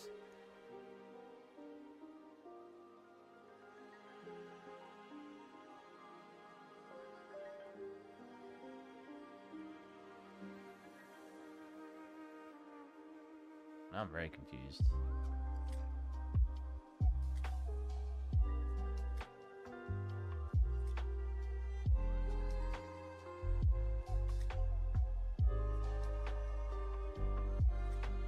Okay. Oh, okay, yeah, that's it. Because it sits on top of each other, it will cause like a little mist. See that? That's what I'm looking for. But I want it to have a slight... Is it going in a direction? I want it to have slight velocity somewhere. Where's that going? Going that way, so that's the wrong one.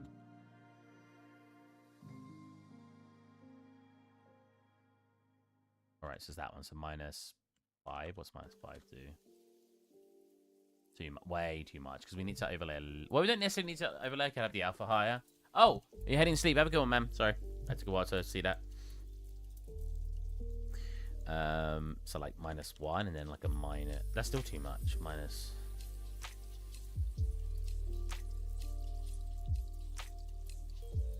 Yeah, that's what I'm looking for. Oh yeah.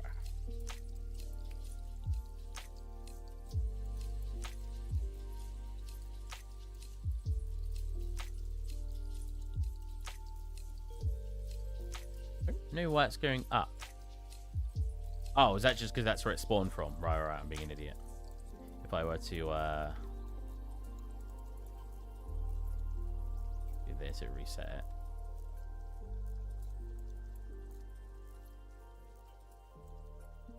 Problem is the lines get rendered behind it, so or in front of it, sorry. And I don't really have a way to fix that. So when we actually look at over here,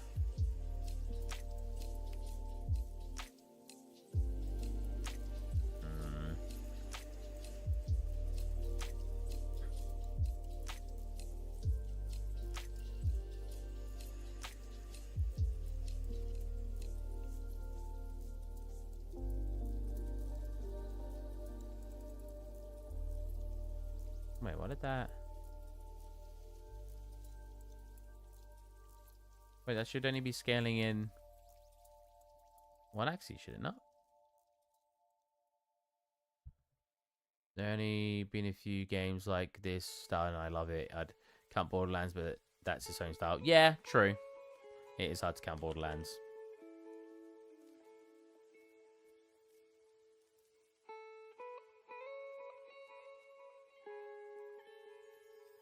I know what? Maybe not there, but here. Because it's supposed to be like a fan, right? Although, is it supposed to be bringing air in or shooting it out? Because otherwise, we're kind of...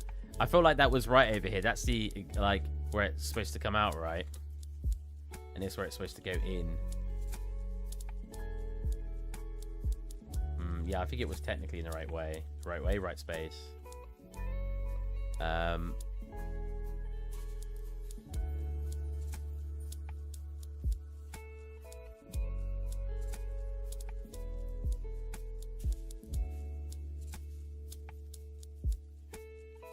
Provides gearbox completely ripped off an artist style, and the guy tried to sue. Oh, really? That is an interesting fact. What? I mean, that does work. It's not quite what I'm looking for, though.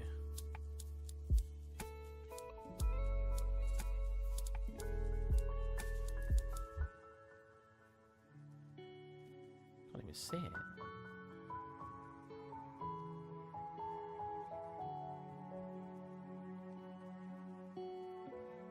I think black works better because of what I've done, because there's the black lines, because it actually overlays them. Although that doesn't even look like the shape it's supposed to be. Should I pull it back in more? Maybe not black, but like definitely a dark gray, I think.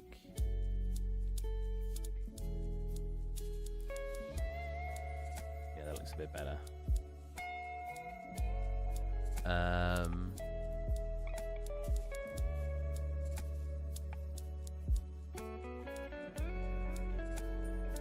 I don't want a big lifetime. I just want it to look like there's some steam coming out those vents.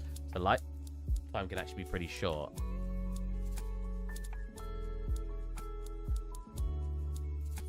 Yeah, something like that. Oh, but now it just makes it look like a glow because there's black lines. Ah, it's a really hard one. If it hid the black lines, it worked pretty well. But because it doesn't... I wonder if there's a way to make particles show on top in the actual shader. We'll leave it empty for now. Wow, look at that actually glow. Oh, what the? We'll give it two sides just for the... for aesthetics, even though you don't see it. Should not change anything, just make it two-side. Yeah, oh, that looks nice.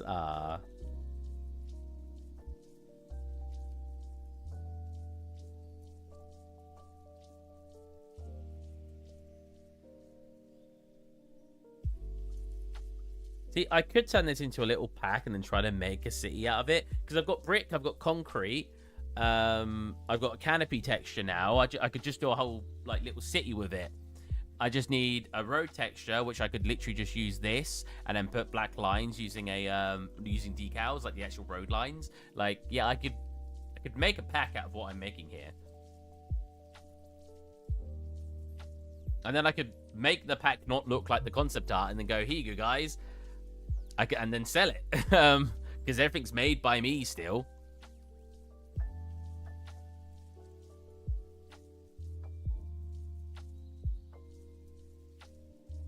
See, what you could do here is you could do like a subsurface scattering. But my problem with subsurface scattering is it always comes out looking weird. Subsurface profile, two-sided foliage, hair, cloth. Buzz color. I'm gonna use this one for. Whoa. Whoa, does it have the light coming through it now? It does. You see it like here. Oh, that's interesting.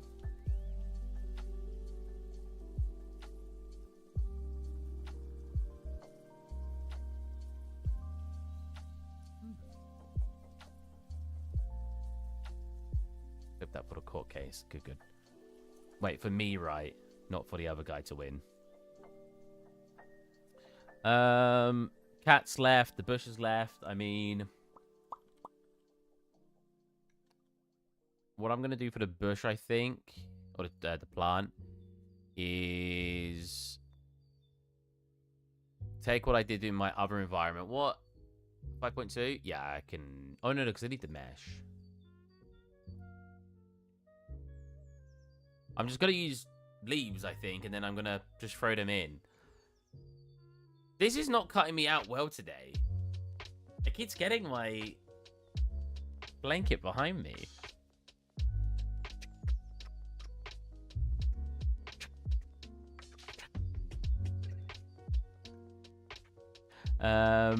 Yeah, so basically what I want to use is this. The planes I use for this. I'll scale them up because I also use it for the tree over here. So what I could do is I could just grab this. Oh, that's actually shaped like a tree though. That's fine. Grab this.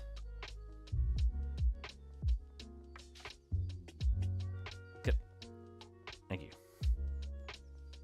Just throw it on my desktop for now. Well, I guess I could throw it in the shop. And then go into Blender. Actually, I could go in this project and import it into here.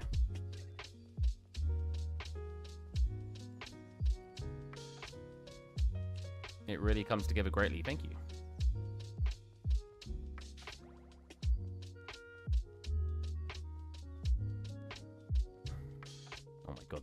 was... Oh, yeah, because they were quite big, weren't they? So now I just grab a bundle of them.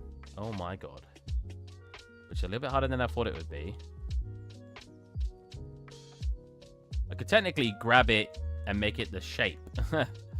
But we're just going to... If I do this... You know what? Yeah, what we'll do is we'll do this, this. Don't crash. Blender 4.0, I don't recommend. It has crashed way more than any other one I've used. And nobody can say otherwise. Because it's the truth. Wait, where did I... Oh. Oh, it's in the Blender files, isn't it?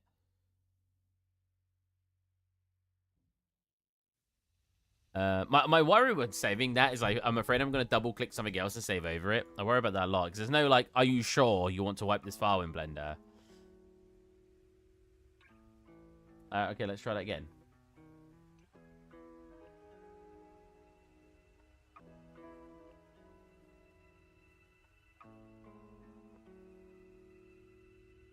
Right, yeah, so what I said I was going to do was if I hide this, maybe it's because I didn't hide it. Wireframe? There you go. And then I'm going to... I don't even need the wireframe, sorry, I just need this. I'm going to grab a bundle like that. And then what we're going to do is going to push the plus button until it gives us the bundle. And then we can get rid of the rest. Wait, have I not got the right thing? Oh, I didn't have the right thing on. Yeah. This. Click. Wow, I can do way smaller than that. Smaller than that. There you go. Drag that out. There you go. Because this isn't going to be a big bush. Grab that.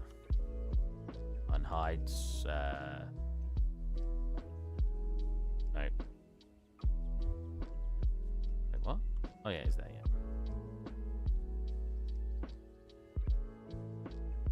You know what? It's actually kind of the shape I'm looking for because it just needs to go up toward the top. Like that. Pop that there. Now, it depends how thick these leaves are going to be. If we do that, and then we just trim the bottom where things are clipping. We don't even need to trim them too badly, because the leaves are going to look like they're doing that anyway. Pretty sure they share the same texture, so if we just do this, we can make it look like it comes more to a point as well.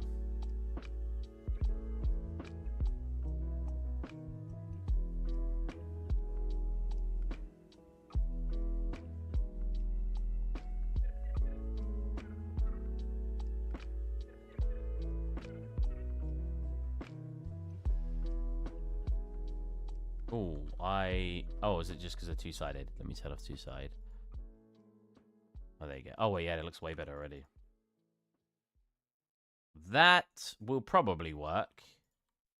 There's kind of a cheap way to do this, or quick way to do this. And again, these might need to be scaled up. This might actually need to be like this big, and then I delete the ones that are over. But we'll have a look at, see what that looks like.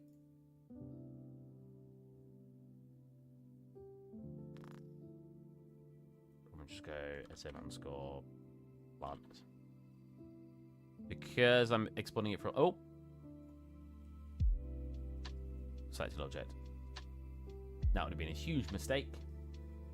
Could have freaking tried to throw in everything again. Desktop. Shop.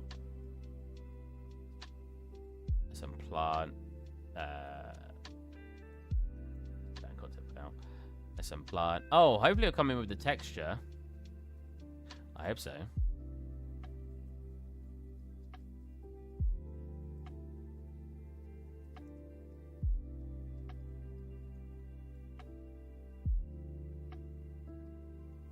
It didn't come with the texture. Excuse me? Why? But why? I mean, I was going to do this, copy... Oh, so it's set to 0, nice. And it should just go to where I need it. That works pretty well, but... Where's its texture? I mean, I can export that out separately, I guess.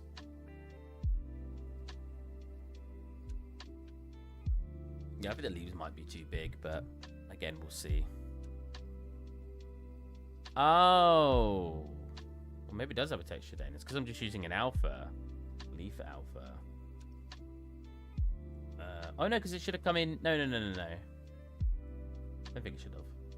Check. Leaf. No leaf alpha. We're drawing these leaves over here, admittedly. Oh, maybe I should draw them there then. I'm not sure.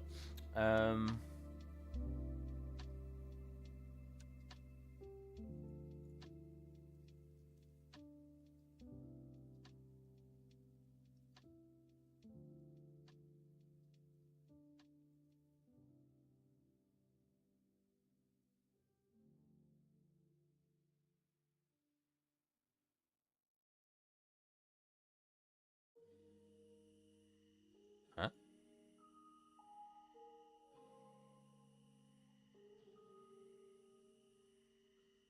This is running slow. Actually, it's because I got both projects open.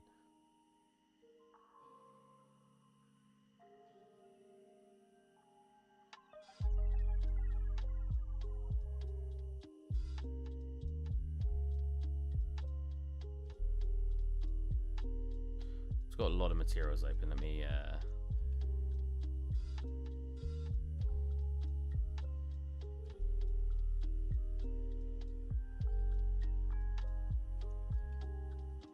it's frozen then. Throw that onto there. Yeah, I think it's gonna be too chunky.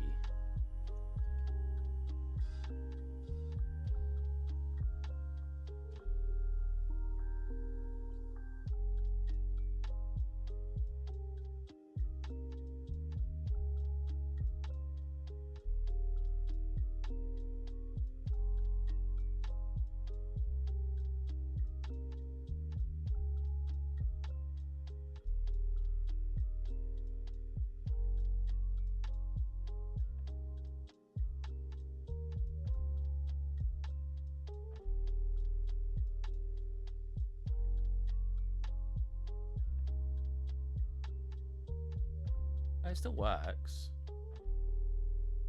Oh, it's not two-sided either.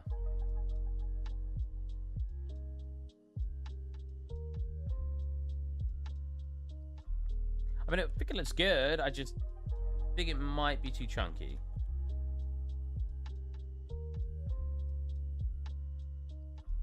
I don't know. It's a different kind of plant, but we're just doing this to sort of save time. Because I think it's going to be too awkward otherwise. Wow. It's going to be a lot of dedicated time to make a plant look good without... for one plant, you know what I mean?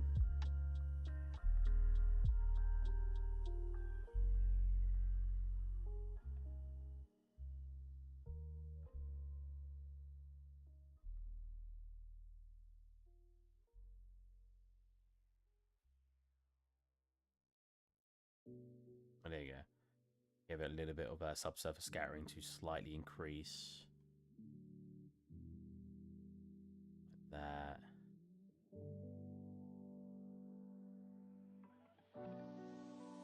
No, I like that. 0.5.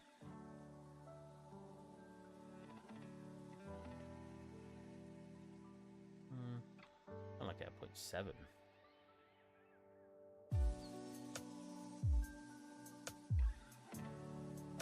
Yeah, I like it like there.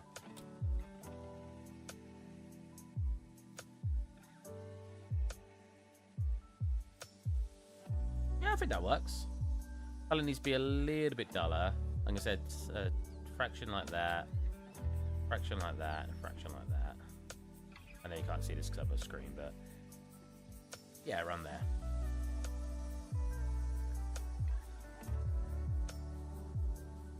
Looks good to me. Thank you, thank you.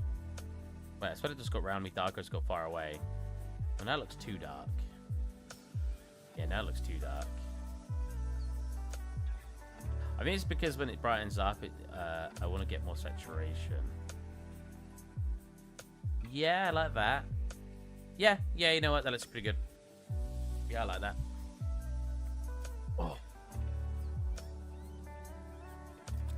Okay, I'm going to call it a day, but last thing we've got left is the tree, and then we're basically done. I hope you guys enjoyed today's stream. I'll take a quick screenshot, and we'll throw this in chat. We didn't actually do that much. We're spending a lot of time talking, but it is what it is. Steve's progress. Bam. Alright. I will catch you guys next time. Again, I hope you enjoyed. And I will try to stream within the next 2 days. So yeah, I'll see you guys then. Bye.